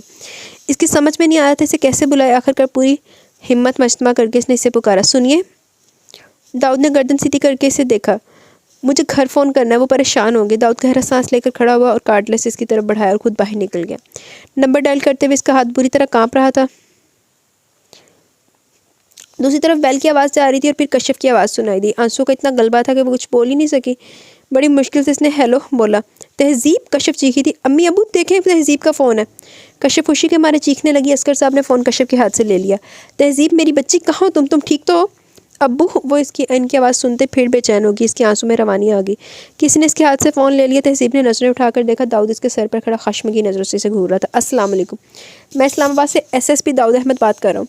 आपकी बेटी तहजीब हमारे पास खैरियत के साथ है। एक एक्सीडेंट की वजह से इन्हें कुछ चोटें आई हैं, जिसकी वजह से वो कुछ फ़ौरन ट्रैवल नहीं कर सकती। दूसरी तरफ से अब्बू ने कुछ कहा कि वो खामोश हुआ। मैं आपकी परेशानी समझ सकता हूँ, लेकिन घबराने की कोई बात नहीं। वो इस वक्त मेरी फैमिली के साथ है। No problem, it's my job. Okay, आप एड्रेस नोट कर लें। एड्रेस लिखवाकर इसने फ़ोन तहजीब की तरफ बढ़ाया, लेकिन इसने बात किए बगैर फ़ोन ऑफ कर दिया। दाऊद वहीं खड़ा इसे देख रहा था। मैंने तुम्हारे फादर को डिटेल नहीं बताई क्योंकि दूर बैठे वो ज़्यादा परेशान हो गए। शाम तक वो यहाँ पहुँच जाएंगे। वो कुछ नहीं बोली, इसी तरह सर झुकाए बैठी थी। इसने अभी तक इसकी जैकेट पहन रखी थी, जिसमें इसका नाजुक सा वजूद बिल्कुल छुप गया था। चेहरे पर जा बजा जख्मों के निशान थे और वहाँ से इसकी नज़र पाँव तक गई। इसका बायां पाँव बुरी तरह सूजा हुआ था और इसका बांधा हुआ रुमाल सुर्ख हो चुका था। वो मर्द होकर थक गया था तो वो नाजुक लड़की थी और जिस तरह वो निढाल बैठी थी, दाऊद को न जाने कि उसे यूँ देखकर तकलीफ हो रही थी।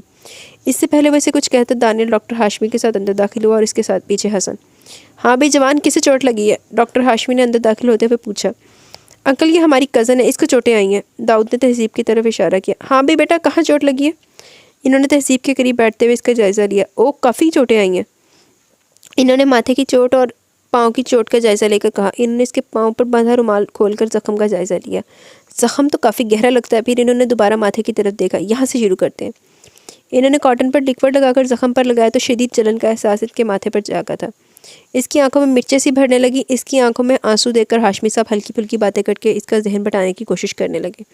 कमर बेगम भी चाय लेकर लाउंज में आ गई। हमारी बेटी तो बहुत बहादुर है। इसके पाँव की बैंडेज करने के बाद इन्होंने इसके सर पर हाथ रखकर कहा, आपके पाँव में सूजन बहुत ज़्यादा और ज़ख़म भी ताज़ा, इसलिए कोशिश करें कि पाँव पर दबाव ना पड़े। इन्हें इंजेक्शन तैयार करते देखकर तहजीब के चेहरे पर हवाइयाँ उड़ने लगी। इसने बेसाख्ता अंदाज में करीब खड़ी कमर बेगम का बाजू थामा। मुझे इंजेक्शन ही लेना। इसके रूहान से अंदाज पर हसन और दानियल की हंसी निकल गई, जबकि दाऊद ने खश्मगी नज़रों से इन्हें घूरा। बेटा ये ज़रूरी है, वरना इन्फेक्शन का खतरा है। तहजीब ने नज़रें उठाकर बारी बारी सबका चेहरा देखा। दाऊद की पहनी हुई जैकेट के बाजू इतने खुले थे कि वो आसानी से ऊपर हो गए। सिर्फ एक पल की जुबान का एहसास था और फिर जैसे सब ठीक हो गए। बस इतनी सी बात थी। डॉक्टर हाशमी से यूँ ट्रीट कर रहे थे जैसे वो छोटी सी बच्ची हो। भाई साहब नाश्ता करते जाएँ। नहीं भाभी, अस्पताल का टाइम हो रहा है। वो हसन और दाऊद के साथ हाथ मिलाकर बाहर निकल गए। आज तुम लोग भी नाश्ता कर लो। उन्हें भूख तो वाकई लगी थी। वो दोनों डाइनिंग टेबल की तरफ आगे। मम्मा इसे भी नाश्ते का पूछ ले। इसने भी कुछ नहीं खाया, दाऊद ने कहते हुए सरसरी अंदाज में कहा, लेकिन हसन ने चौंक कर इसे देखा। पहले मुझे ये बताओ ये है कौन? आखिर इन्होंने वो सवाल पूछ ही लिए जो मुसलसल 2 घंटों से इन्हें परेशान कर रहा था। हसन ने सारी बात बताई। कमर बेगम ने बड़े अफसोस से सर लाया। बेचारी बच्ची, शुक्र है जान बच गई, वरना ऐसे जलील लोगों का क्या भरोसा होता है। इतने घटिया लोग थे, वरना इतनी प्यारी बच्ची से कोई ऐसा सलूक करता है। बेचारी को कितनी चोटें लगी हैं, तक इसको थप्पड़ भी मारा है। बिल्कुल ठीक कहा आपने आंटी, बड़ा घटिया जलील इंसान ही हो सकता है जो इतनी नाजुक सी लड़की पर हाथ उठाए। حسن نے بڑے مدد سے داؤد کے سرخ ہوتے چہرے کو دیکھا۔ ماما میں سونے جا رہا ہوں، آپ اسے کچھ کھلا دیجیے گا۔ وہ ایک دم کھڑا ہو گیا۔ آنٹی میں بھی جا رہا ہوں۔ حسن جلدی سے اٹھ کر اس کے پیچھے بھاگا، ورنہ اس کا کوئی بھروسہ نہیں تھا کہ وہ اسے کمرے میں گھسنے نہ دیتا اور اسے گھر جانا پڑتا۔ وہ لاؤنج میں آئی تو دانیل اس کے قریب بیٹھا باتیں کر رہا تھا۔ وہ مسکراتی ہوئی ان کے قریب آ گئی۔ وہ جو ناشتے کے لیے چیزیں اس کے آگے رکھ کر گئی تھی وہ یوں ہی رکھی تھی۔ بیٹا آپ نے کچھ کھایا نہیں؟ آنٹی مجھے بھوک نہیں، اور واقعی اس کی بھوک جیسے مر گئی تھی۔ نہیں بیٹا ایسے کیسے چلے گا، تھوڑا سا تو کھا لو، چلو شاباش۔ وہ خود اس کے قریب بیٹھ کر چھوٹے چھوٹے نوالے بنا کر اس کے منہ میں ڈالنے لگی۔ ان کا انداز اتنا شفقت بھرا تھا کہ وہ آرام سے 2 سلائس کھا گئی۔ تھوڑی دیر سو جاؤ، اس کے بند ہوتی آنکھوں کو دیکھ کر وہ بولی تو اس نے سر ہلا دیا، کیونکہ اسے واقعی نیند آ رہی تھی۔ شاید انجیکشن کا اثر تھا۔ وہ اسے سہارا دے کر ایک کمرے میں لے آئی۔ تم بات لینا چاہتی ہو؟ ان کے پوچھنے پر اس نے سر نفی میں ہلا دیا۔ تو کپڑے بدل لو، میرے کپڑے تمہیں کھلے تو ہوں گے لیکن مجبوری ہے۔ ان کے کہنے پر وہ مسکرا دی۔ اسے کپڑے پکڑا کر وہ باہر چلے گی۔ جیکٹ اتار کر کتنی دیر تک وہ اسے دیکھتی رہی، پھر آہستگی سے بیڈ پر رکھ دیا۔ اس نے نظریں گھما کر دیکھا تو اسے ایک اور دروازہ نظر آیا جو یقیناً واش روم کا تھا۔ بیڈ پر لیٹتے ہی زخم پھر درد دینے لگے کہ کچھ دیر تو وہ بے چینی سے کروٹیں بدلتی رہی، لیکن پھر نیند کی دیوی اس پر مہربان ہو ہی گئی۔ وہ گہری نیند میں تھی، لیکن کوئی ایسا احساس تھا جس نے اسے آنکھیں کھولنے پر مجبور کر دیا۔ وہ ایک دم اٹھ کر بیٹھ گئی۔ اس کا دل تیزی سے دھڑک رہا تھا۔ کمرے میں اندھیرا پھیل رہا تھا۔ وہ نہ سمجھنے والے انداز میں سامنے دیوار کو دیکھنے لگی۔ دروازے پر ہونے والی دستک پر اس نے چونک کر دروازے کو دیکھا۔ تیسری دستک کے بعد دروازہ کھل گیا اور قمر بیگم اندر داخل ہوئی تھی۔ اٹھ گئی بیٹا؟ وہ اس کے قریب آ کر بولی تو وہ مسکرا دی۔ آپ کے ابو آئے ہیں۔ اس نے ان کی طرف ایسے دیکھا جیسے یقین نہ آیا۔ وہ تیزی سے بیڈ سے اترنے لگی، لیکن بایاں پاؤں زمین پر رکھتے ہی وہ کراہ کر وہیں بیٹھ گئی۔ قمر بیگم نے جلدی سے اس کے کندھے پر ہاتھ رکھ کر اسے اٹھنے سے روکا۔ تم بیٹھو، میں یہی لے آتی ہوں۔ وہ کہہ کر باہر نکل گئی۔ وہ دونوں مٹھیاں بھیجے خود پر قابو پانے کی کوشش کر رہی تھی۔ اس نے سوچا وہ ان سے آرام سے بات کرے گی، رو کر انہیں پریشان نہیں کرے گی۔ اس کے برعکس اس کی آنکھیں بار بار بھر آ رہی تھی۔ کچھ دیر بعد دروازہ کھلنے کی آواز آئی تھی۔ عسکر صاحب اس کے قریب آ کر بیٹھ گئے۔ وہ یوں ہی سر جھکائے بیٹھی تھی۔ تہذیب؟ انہوں نے اس کے کندھے پر ہاتھ رکھا تو اس کا صبر کا بند ٹوٹ گیا۔ وہ ان کے گلے لگ کر روئی تھی، اتنا روئی کہ وہ ضبط کے باوجود خود بھی رو پڑے۔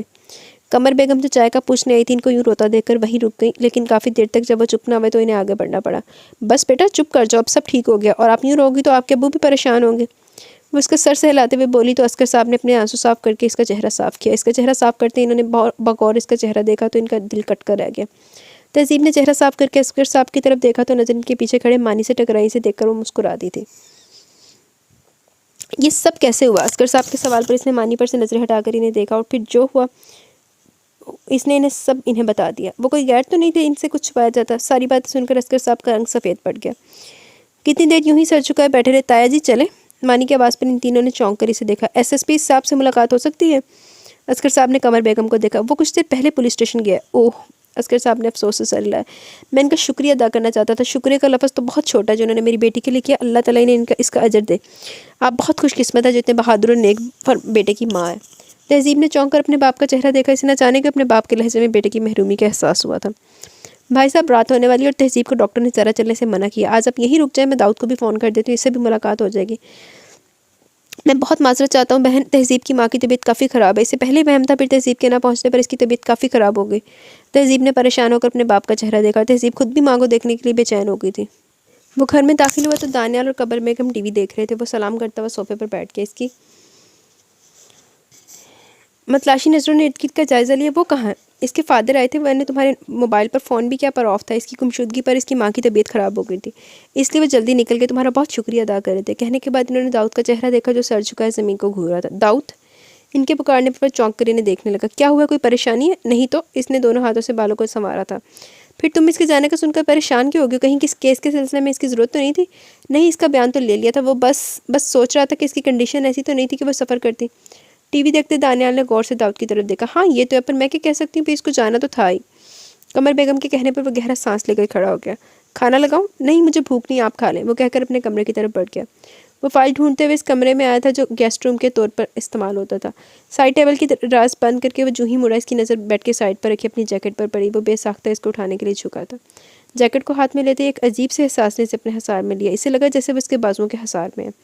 اس نے مسکرا کر آنکھیں بند کر لی، اور جو چہرہ اس کے سامنے تھا بالکل واضح، حالانکہ اس کو یقین تھا کہ اس نے اسے اتنے دھیان سے نہیں دیکھا، لیکن وہ پوری خوبصورتی کے ساتھ اس کے تصور کے جہان میں آباد تھی۔ اس نے آنکھیں کھول کر دوبارہ جیکٹ کو دیکھا۔ جیکٹ کی طے کرتے اسے آواز سنائی تھی، اور اس نے الجھ کر جیکٹ کو دیکھا اور ہاتھ جیب میں ڈالا۔ اگلے پل اس کی ہتھیلی پر ٹوٹی ہوئی چوڑیوں کے ٹکڑے تھے۔ وہ مسکرا کر انہیں دیکھتا رہا اور کسی متاع کی طرح سے دوبارہ کوٹ کی جیب میں رکھ دیا۔ جیکٹ کی جیب میں بین आहट पर इसने दरवाजे की तरफ देखा जहाँ कमर बेगम खड़ी थी। तुम यहाँ? मैं तुम्हें तुम्हारे कमरे में ढूंढ रही थी। खैरियत? वो जैकेट दाएं बाजू पर डाल को बोला। हाँ खैरियत, ये वो मेजर हामिद का फ़ोन आया था। इन्होंने वाज़ेह बात तो नहीं की, लेकिन मेरा ख्याल है वो जवाब मांग रहे ताकि कोई रस्म कर सके। और दाऊद को कुछ देर पहले महसूस की जाने वाली कैफियत हवा हो गई। तो फिर बेटा क्या जवाब दूँ? मम्मा आप इन्हें मना कर दें। क्यों? पता नहीं, वो उकताकर बोला। ये तो कोई वजह नहीं मम्मा, अभी रहने दे, मुझे भी बहुत ज़रूरी काम से जाना है।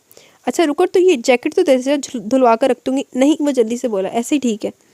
इसकी नज़रें चुराने पर वो हैरान होकर इसे जाता देखने लगी। इसके जाने के बाद इन्होंने जैकेट को उलट पलट कर देखा और फिर कुछ ख्याल आने पर जेब में हाथ डाला तो अंदर से कांच के टुकड़े निकले थे। कितनी देर तक वो हैरत से इन टुकड़ों को और कोट को देखती रही और आखिर में इनके चेहरे पर जो मुस्कुराहट आई वो बहुत खूबसूरत और मानी खेज थी। समझ गई मम्मा, समझ गई मुंडे दी दिल दी हालत।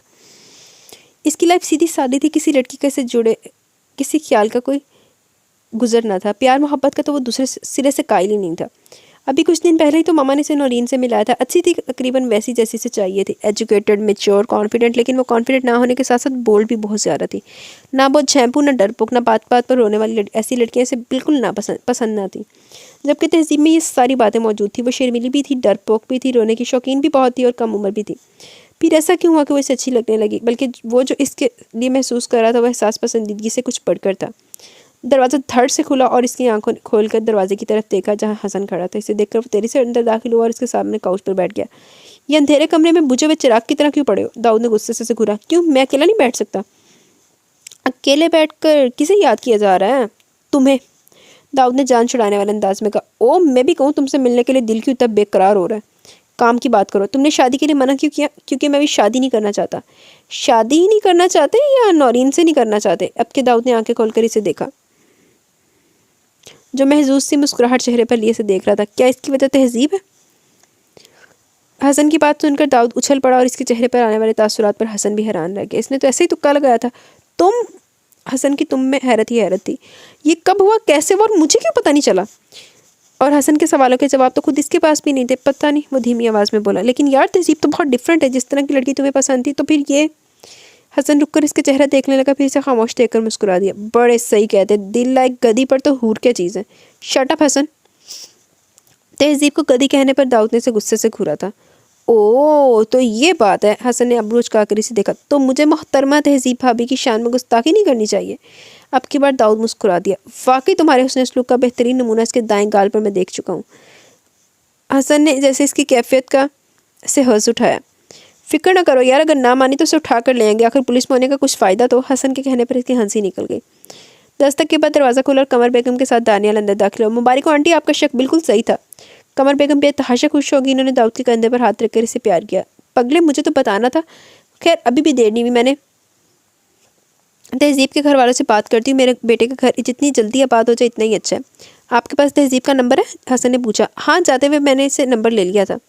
हसन ने बेसाख्ता ने दाद दी। कमर बेगम तहजीब के घर का नंबर मिला रही थी। दानियाल और हसन इनके इर्द गिर्द बैठ गए थे, जबकि वह इनसे कुछ फासले पर बेनियाज जाहिर करते हुए टीवी देख रहा था। खुद को बेनियाज जाहिर करते हुए टीवी देख रहा था, लेकिन इसके सारे एहसास फ़ोन पर होने वाली गुफ्तगू की तरफ थे। फ़ोन तहजीब की बहन ने उठाया। सलाम दुआ के बाद कमर बेगम ने तहजीब को बुलाने को कहा। दाऊद को न जाने की अपनी धड़कन तेज़ होती महसूस हुई। वो एक मैच्योर आदमी था, 9 उम्र लड़का नहीं था, लेकिन दिल की हरकतें 9 उम्र लड़कों जैसी थी।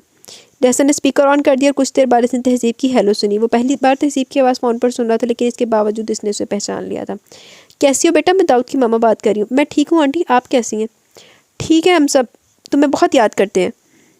हम कहते हुए मैंने दाऊद की तरफ देखा। मैं भी आपको बहुत याद करती हूँ। दाऊद को लगा जैसे वो रो पड़ी है। इसने नज़रें घुमाकर कमर बेगम की तरफ देखा। तो फिर मिलने आ जाओ। कमर बेगम के कहने पर वो दूसरी तरफ खामोशी छा गई। इसकी खामोशी पर कमर बेगम ने बात बदल दी। तुम्हारी तबीयत अब कैसी है? ज़ख्म ठीक हुए? जी, बड़ा मुख्तसर सा जवाब आया। घर में सब ठीक है आंटी? कुछ देर बाद इसकी झिझकती हुई आवाज़ पर हसन ने इस पर कुशन खींच कर मारा था। दानियल के बारे में पूछी या दाऊद के बारे में? कमर बेगम के सवाल पर दाऊद के हवास अलर्ट हो गए थे। किसका फ़ोन है तहजीब? इससे पहले वो कोई जवाब देती मर्दाना आवाज़ सुनाई दी। अब्बू, इस्लामाबाद से आंटी का फ़ोन है। अच्छा, मुझे फ़ोन दो, मुझे ज़रूरी बात करनी है। इनकी आवाज़ बहुत वाज़ेह इन चारों को सुनाई दे रही थी। अस्सलाम वालेकुम। वालेकुम अस्सलाम। कैसे हैं भाई साहब? अल्हम्दुलिल्लाह, मैं आप लोगों को ही फ़ोन करने वाला था। खैरियत थी? कमर बेगम परेशानी से बोली। जी खैरियत, बल्कि खुशी की बात है। तहजीब की शादी की डेट फिक्स होगी। आपको कार्ड तो भेजेंगे, लेकिन मैं खुद आपको पर्सनली इन्वाइट करना चाहता था। दाऊद को लगा इसके कान के पास धमाका हुआ, इतना शदीद कि अचानक इर्द गिर्द हर तरफ सन्नाटा छा गया। इन तीनों ने एक साथ दाऊद को तरफ देखा। तहजीब की शादी? वो बमुश्किल इतना कह सकी थी। जी, मेरे भतीजे عمران سے شادی منگنی کو تو کافی سال گزر چکے ہیں، آپ سب ضرور آئیے گا اور داؤد صاحب کو بھی لائیے گا۔ جی، قمر بیگم نے بمشکل 2-3 جملے بولے اور فون رکھ دیا۔ وہ سب خاموشی سے داؤد کو دیکھنے لگے۔ وہ اتنا کمزور نہیں تھا کہ یوں بکھر جاتا۔ خود کو کمپوز کرنے میں سے کچھ وقت لگا تھا، لیکن اس نے خود کو کمپوز کر لیا تھا۔ اس نے نظریں گھما کر انہیں دیکھا۔ کیا وہ آپ لوگ خاموش کیوں ہو گئے ہیں؟ اس کے پوچھنے پر بھی وہ تینوں یوں ہی خاموش رہے تو وہ دونوں جیبوں میں ہاتھ ڈال کر کھڑا ہو گیا۔ جو ہم سوچ رہے ہیں ضروری تو نہیں کہ دوسرا بھی ویسا سوچے، اور دنیا صرف تہذیب پر ہی ختم نہیں ہو جاتی۔ پتہ نہیں اس نے ان کو تسلی دی تھی یا خود کو۔ اب ایسے اداس ہونے کی ضرورت نہیں ہے داؤد، وہ پلٹنے لگا جب قمر بیگم کی آواز پر رک گیا۔ تمہیں افسوس نہیں ہوا؟ اگر ہوا بھی تو کیا ہو سکتا ہے ماما، کہہ کر وہ باہر نکل گیا تھا، جبکہ وہ تینوں ایک دوسرے کی شکل دیکھنے لگے۔ اسے گھر آئے 1 ماہ ہو چلا تھا، اور اس دوران اس نے محسوس کیا زندگی تو اب شروع ہوئی ہے۔ اب تک جو وہ گزارتی آئی تھی وہ تو ایک خواب تھا، سہانا خواب۔ زندگی کیا ہوتی ہے اپنی پوری حقیقت اور تلخیوں کے ساتھ اسے 1 ماہ میں سامنے آئی تھی۔ بظاہر سب ٹھیک تھا، کسی کو پتہ نہیں تھا اس کے ساتھ کیا ہوا سوائے گھر والوں کے، لیکن کبھی کبھی اپنے غیروں سے بھی بڑھ کر برے ہو جاتے ہیں۔ اگر اسے پتہ ہوتا کہ اس کی خواگوئی اس کے لیے اتنی مصیبت بن جائے گی، وہ کبھی مانی کو بھی اس راز میں شریک نہ کرتی۔ اس نے تو اپنا سمجھ کر کچھ نہیں چھپایا تھا۔ اسے مانی پر یقین تھا کہ اس کا بچپن کا ساتھی تھا، وہ تو اسے سمجھتا تھا۔ اس نے تو کبھی کچھ نہیں کہا تھا، لیکن چچی آ کر جس طرح زبان کے تیر چلا کر جاتی تھی وہ کتنے دن تک نڈھال رہتی تھی۔ چچی کا جو رویہ اس کے ساتھ تھا وہ اسے اندر ہی اندر سہما جاتا۔ اب جب کہ شادی کی ڈیٹ بھی فکس ہو گئی تھی، کوئی خوشی اس کے دل کے اندر نہیں جاگی تھی۔ عجیب سی پریشانی، گھبراہٹ ہر وقت اسے اپنی لپیٹ میں لیے رکھتی تھی۔ اسکول کی جاب اس نے چھوڑ دی تھی، لوگوں سے ملنا اس نے بند کر دیا تھا۔ وہ جو ہر وقت چہکتی پھرتی تھی، اس کی ہنسی کہیں کھو سی گئی تھی۔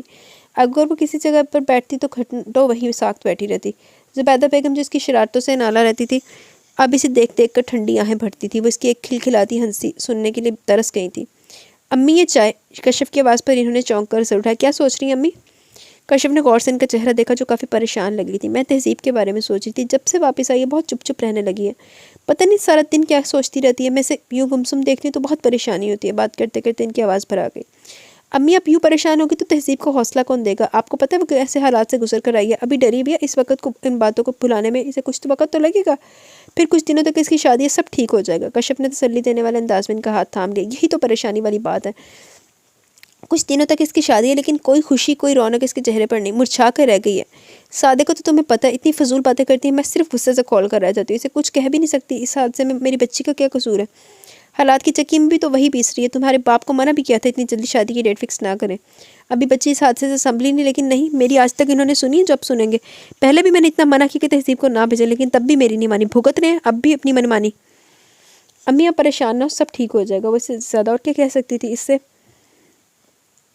پہلے کہ وہ کچھ کہتی فون کی بیل پر کھڑی ہوگی۔ کس کا فون تھا؟ زبیدہ نے کشف کو سوالے نظر سے دیکھا۔ پتہ نہیں، کوئی بولتا ہی نہیں، آج کل مس کالز بہت آ رہی ہیں، اس نے کہہ کر اپنا چائے کا مگ اٹھا لیا۔ پہلے تو ایسا کبھی نہیں ہوا، زبیدہ بیگم خود کلامی کے انداز میں بولی۔ کشف داؤد کو فون کر کے بتاؤ کہ یہ مس کالز آ رہی ہیں۔ امی یہ کوئی اتنی بڑی بات نہیں کہ ان کو تکلیف دی جائے، رانگ کالز آ جاتی ہیں، لیکن میرا دل گھبرا رہا ہے، 4 دن بعد گھر میں شادی ہے، میں نہیں چاہتی مزید کچھ برا ہو، تم فون کرو۔ اچھا، وہ فون کی طرف بڑھ گئی، دوسری بال پر فون اٹھا لے گئے۔ ایس ایس پی داؤد اسپیکنگ۔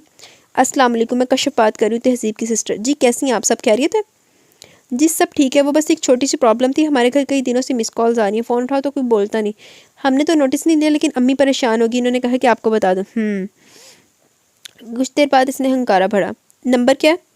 نمبر ہر بار مختلف ہوتا ہے، ٹھیک ہے پھر بھی آپ مجھے نوٹ کروا دیں۔ کشف آئی ڈی سے دیکھ کر لکھواتی جا رہی تھی۔ ویسے پرابلم والی تو کوئی بات نہیں، آپ پریشان نہ ہو، داؤد کی تسلی پر مسکرا دی۔ بہت بہت شکریہ، دراصل 4 دن بعد تہذیب کی شادی، تو ہم چاہتے ہیں خوش اسلوبی سے سب کام نپٹ جائیں۔ ویسے آپ کو شادی کا کارڈ مل گیا؟ جی، کافی دیر بعد وہ بولا۔ تو آپ آ رہے ہیں نا؟ اگر ضروری کام نہ ہو تو شاید۔ اوکے کشف، انفارم کرنے کا شکریہ، میں انویسٹیگیٹ کرنے کی کوشش کرتا ہوں، آپ بھی محتاط رہیں، اور اگر کچھ ایسی ویسی بات ہوتی ہے تو میرا موبائل نمبر ہے نا آپ کے پاس، مجھے فوراً انفارم کر دیں۔ اللہ حافظ۔ فون رکھ کر اس نے کرسی کی بیک سے ٹیک لگا لی۔ کس کا فون تھا؟ حسن کے پوچھنے پر وہ سیدھا ہو گیا۔ تہذیب کی بہن کا۔ اوہ، تو سالی صاحبہ کا فون تھا۔ حسن کے مذاق پر اس نے سلگتی نظروں سے دیکھا تو حسن کو اپنی غلطی کا احساس ہوا۔ اس بابر کا کچھ پتہ چلا؟ ہاں، اطلاع ملی کہ وہ آج کل لاہور میں ہے۔ داؤد نے چونک کر حسن کو دیکھا۔ اس کے ٹھکانے کا پتہ لگاؤ، ہمیں اسے ہر حال میں گرفتار کرنا ہے۔ حسن نے ایک نظر اس کے سخت چہرے کو دیکھا اور کھڑا ہو گیا۔ انہوں نے لگتا ہٹ لسٹ تے آ گیا بابر حسن دی، سوری حسن کی کہہ رہی ہوں، داؤد کی۔ داؤد نے چتر بڑے میل لے ہیں۔ ہیلو، کیا ہو رہا ہے؟ عمران نے تہذیب کی آنکھوں کے سامنے ہاتھ لے رہا تو وہ چونک کر اس کی طرف متوجہ ہوئی۔ ہیلو، وہ ہلکا سا مسکرائی۔ تم کب آئے؟ تبھی جب تم کسی کی یادوں میں گم تھی۔ اس کے طنز میں ڈوبی آواز پر تہذیب نے اس کی شکل دیکھی جو کھوجتی نظروں سے دیکھ رہا تھا۔ مانی، اس طرح کی بات سے کیا مطلب ہے تمہارا؟ تہذیب کی پیشانی پر نہ چاہتے ہوئے بھی کئی شکنیں نمودار ہوئی تھیں۔ کیا مطلب ہو سکتا ہے؟ میں نے سیدھی سی بات کی، اب تمہیں کیا لگا میں کیا کہہ سکتا ہوں؟ عمران نے کندھے اچکا کر سامنے دیکھنا شروع کر دیا۔ تہذیب نے بڑے دکھ سے اسے دیکھا اور پھر آنکھیں بند کر کے خود کو کمپوز کیا۔ تم اتنے دن سے آ نہیں رہے تھے؟ کیوں، تم مجھے مس کر رہی تھی؟ ہاں۔ اچھا، حیرت ہے مانی تم ایسی باتیں کیوں کر رہے ہو؟ اب کہ وہ رو پڑی۔ تو اور کیسی باتیں کروں؟ 4 دن بعد ہماری شادی ہے، تم پر سوگ کی کیفیت آ رہی ہے۔ کبھی کبھی تو مجھے لگتا ہے امی صحیح کہتی کہ تم بھی اس لڑکے کو۔ بات کرتے کرتے اچانک وہ چپ کر گیا، لیکن جو تیر وہ چھوڑ چکا تھا وہ اپنا کام کر چکا تھا۔ کچھ دیر تک تو وہ بول ہی نہیں سکی۔ مانی، بڑی دیر کے بعد اس کے منہ سے نکلا، تم بھی ایسا سوچ سکتے ہو؟ میں نے کبھی ایسا سوچا نہیں تھا۔ میں کتنی دفعہ تمہیں یقین دلاؤں کہ میں کسی کو نہیں جانتی، مجھے کیوں بس سے اتارا میں نہیں جانتی۔ میں تو ان لوگوں کے ساتھ بھی نہیں رہی، مجھے فوراً پولیس آفیسر مل گئے، وہ بھی تو مرد تھے، اور تم ان کے ساتھ جنگل میں رہی، پھر ان کے گھر میں ٹھہری۔ اس کی بات پوری ہونے سے پہلے بول اٹھا، وہ مجھے صرف اپنے ساتھ گھر لے کر گئے کیونکہ میں زخمی تھی، تم نے دیکھا بھی تھا نا۔ یہ تو ان کا احسان ہے کہ مجھے تھانے نہیں لے کر گئے، اور یہ بھی ان کا احسان ہے کہ میں باعزت تمہارے سامنے ہوں۔ وہ بری طرح رو پڑی۔ میں تھک گئی ہوں مانی صفائی دیتے دیتے، کم از کم تم تو مجھ پر شک نہ کرو۔ وہ شروع سے کانوں کا کچا تھا اور وہ جانتی تھی ابھی بھی وہ کس کی زبان بول رہا ہے۔ تہذیب نے آنکھیں صاف کر کے اسے دیکھا۔ اب جب مجھے سب سے زیادہ تمہاری ضرورت ہے تو تم بدل رہے ہو، تو اس سے پیشتر کے نکاح کے بندھن میں بند کر ہم دونوں مجبور ہو جائیں، بہتر ہے اس تعلق کو ختم کر دیں۔ دل کڑا کر اس نے وہ بات کہہ دی جسے وہ سوچتی بھی نہیں تھی۔ عمران نے حیرت سے اس کا چہرہ دیکھا، اس کے روئے روئے چہرے کو دیکھ کر اسے اپنے سخت رویے کا احساس۔ آئی ایم سوری تہذیب، میں آج کل خود بہت کشمکش میں تمہیں ہرٹ نہیں کرنا چاہتا، لیکن نہ چاہتے ہوئے بھی وہ ایک انچاہا دن جو تم باہر گزار کر آئی ہو مجھے چین نہیں لینے دیتا۔ خیر، میں صرف یہ کہنے آیا تھا کہ کل ہمیں شاپنگ کے لیے جانا، امی بھی ساتھ ہوگی، اگر کوئی سخت بات کہیں تو دل پر مت لینا، اور مجھ سے بھی امید مت رکھنا کہ میں انہیں روکوں گا۔ میں جانتا ہوں تمہارا قصور نہیں، لیکن اب میں خود کو امی کی باتیں سننے کا عادی بنا لو۔ میں نے انہیں شادی کے لیے راضی تو کر لیا، لیکن وہ دل سے خوش نہیں۔ چلتا ہوں، کل ملاقات ہوگی۔ اس نے ایک نظر اس کے جھکے سر کو دیکھا، وہ ایک لمحے کے لیے رکا، لیکن اگلے ہی پل لمبے لمبے ڈگ پھڑتا باہر نکل گیا۔ تہذیب، کشف نے اس کے کندھے پر ہاتھ رکھ کر اسے متوجہ کیا۔ اس نے چونک کر سر اٹھایا۔ ایسے کیوں بیٹھی ہو؟ کشف خود بھی اس کے ساتھ بیٹھ گئی۔ بس ایسے ہی۔ امی کہاں ہے؟ اندر ہے۔ اور ابو؟ وہ لائٹنگ والے کو بلانے گئے۔ لائٹنگ سے دل کا اندھیرا دور ہو جائے گا؟ کشف نے پریشانی سے تہذیب کو دیکھا۔ وہ بھی اب مجھ پر شک کرنے لگا، جس طرح چچی مجھ پر الزام لگا کر گئی تھی وہ بھی اب اسی طرح بولنے لگا۔ اس کا کہنا ہے وہ مجھ سے شادی تو کرے، لیکن چچی کی زبان وہ نہیں روک سکتا کیونکہ وہ خوش تو وہ پہلے بھی نہیں تھی، اب تو انہیں موقع مل رہا ہے۔ کشف نے پریشانی سے تہذیب کا سنجیدہ چہرہ دیکھا۔ تم خواہ پریشان ہو رہی ہو، مانی تمہارے ساتھ ہے اس لیے تو شادی کر ہے۔ ابھی طرح چچی کی باتوں میں آ گئے، تم تو اسے بچپن سے جانتی ہو، ویسے یہ تمہارے سامنے تمہارا چچی کے سامنے ان کا شادی ہو جائے، تمہارے سامنے تمہارا چچی کے سامنے ان کا شادی ہو جائے، پھر دیکھنا بالکل پہلے کی طرح ہو جائے گا۔ کشف نے مسکرا کر اس کی ٹینشن کم کرنے کی کوشش کی۔ بچپن سے جانتی ہوں اسی لیے تو دکھ ہو رہا ہے۔ کشف نے اس کی کافی مدھم آواز سنی۔ چھوڑو بھی، تم بس خوش رہو۔ آج دوپہر کو قمر آنٹی کا فون آیا تھا۔ تم نے مجھے بلایا کیوں نہیں؟ وہ بے تابی سے بولی۔ تم سو رہی تھی، میں نے کہا جگا دیتی تو انہوں نے منع کر دیا، ویسے بھی وہ شادی پر آ رہی ہیں، دانیال بھی تھا۔ اچھا، وہ مسکرا دی، پھر کچھ سوچ کر اس نے کشف کی طرف دیکھا۔ اور کوئی نہیں تھا؟ تہذیب کے سوال پر کشف نے غور سے اس کا چہرہ دیکھا۔ اور کسی ہونا چاہیے تھا؟ کشف کے سنجیدہ انداز پر اس نے کوئی جواب نہیں دیا، ایک بار پھر اپنا چہرہ گھٹنوں پر ٹکا دیا۔ آج میں نے داؤد بھائی کو فون کیا تھا۔ تہذیب نے جھٹکے سے سر اٹھایا۔ کیوں؟ کچھ مس کالز آ رہی تھی، امی نے کہا انہیں بتا دوں۔ انہوں نے کیا کہا؟ کشف غور سے اس کے چہرے کا دیکھ رہی تھی جس کا ایک ایک نقش اس کے بارے میں جاننے کے لیے بے چین لگا۔ کچھ خاص نہیں۔ انہوں نے کچھ پوچھا؟ کیا میرے بارے میں؟ کشف کی خاموشی پر تہذیب نے اس کا چہرہ دیکھا، وہ بہت غور سے اسے دیکھ رہی تھی، اس نے غور ہی نہیں کیا وہ کیا بول رہی ہے، اپنی دھن میں تھی۔ انہوں نے میرا نہیں پوچھا ہوگا، اور کیوں پوچھیں گے؟ میں کون ہوں ان کی؟ میں صرف ایک وٹنس گواہ تھی۔ انہیں تو میرا ایک دن کے ساتھ پسند نہیں تو عمر بھر کا ہم سفر۔ کشف نے بے اختیار اس کے کندھے کو ہلایا۔ تہذیب ایک دم چونکی اور پھر خاموش ہوگی، لیکن ادھوری بات نے کشف کے اندر ہلچل مچا دی۔ کشف نے سختی سے اسے دونوں کندھوں سے تھام کر اس کا رخ اپنی طرف کیا۔ مجھے ایسا کیوں لگتا ہے تہذیب مانی کے رویے کے علاوہ اس حادثے سے بڑھ کر کوئی بات ہے جو تمہیں پریشان کر رہی ہے؟ دیکھو، مجھے جھوٹ مت کہنا کیونکہ کچھ تو مجھے اندازہ ہو رہا ہے۔ اسے بولتا دیکھ کر کشف نے اسے ٹوک دیا، اور جب وہ بولی تو اس کا لہجہ ہارا ہوا تھا۔ پتہ نہیں کشف، میں خود بھی نہیں جانتی مجھے کیا ہوا ہے۔ میں شروع سے جانتی تھی میری شادی مانی سے ہوگی، اور میں خوش بھی تھی، وہ مجھے بہت پسند کرتا ہے، وہ سب میرے اپنے ہیں، مجھے اور کیا چاہیے؟ لیکن نامعلوم کیوں اب جب میری شادی ہو رہی ہے میں خوش کیوں نہیں ہوں؟ کیوں؟ اس نے کشف کی آنکھوں میں دیکھ کر سوال کیا۔ کتنی دیر وہ اس کی آنکھوں میں دیکھتی رہی، یہاں تک کہ اس کی آنکھیں پانی سے بھرنے لگی۔ کشف نے اسے ساتھ لگا لیا۔ تہذیب اس کے ساتھ لگتے بری طرح رونے لگی۔ کشف، میں مانی سے چیٹنگ نہیں کرنا چاہتی ہوں، میں اپنی محبت صرف اس کے لیے رکھنا چاہتی ہوں، لیکن پتہ نہیں کب کہاں غلطی ہوگی جو جگہ میرے دل میں چاہتے ہوئے بھی مانی کو نہیں دے سکی، وہ جگہ نہ چاہتے ہوئے بھی داؤد نے لے لی۔ حالانکہ میں جانتی ہوں داؤد کو میں پسند نہیں، میں صرف ایک ذمہ داری تھی جو انہوں نے نبھا دی۔ تم نے انہیں فون کیا تھا مدد کے لیے، آنے والے کسی خطرے سے آگاہ کرنے لگی۔ کیوں؟ تم بتاؤ، وہ کیوں ہماری مدد کریں گے؟ کیا لگتی ہو تم ان کی؟ انہیں کیا پتا ہوگا کہ کوئی ان سے محبت کر بیٹھا، وہ یہ جانتے ہوئے کہ وہ کسی اور کی امانت ہے۔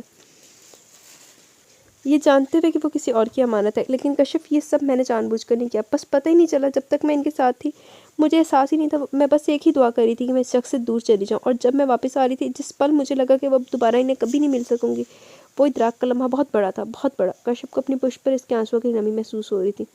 داؤد اور اس کے گھر والوں کے نام پر اس کے چہرے پر جو چمک آتی تھی، اس پر سے شک تو پہلے ہی ہوا تھا، لیکن اور آج تصدیق بھی ہو گئی تھی۔ اس نے بے اختیار گہرا سانس لے کر تہذیب کے گرد اپنے بازوؤں کا حلقہ سخت کر دیا۔ تم نے کون سا روگ خود کو لگا لیا تہذیب؟ 2 دن بعد تمہاری شادی ہے، اب کچھ نہیں ہو سکتا۔ داؤد تمہارا نصیب نہیں، وہ صرف ایک دن کا ہمسفر تھا، عمر بھر کا نہیں۔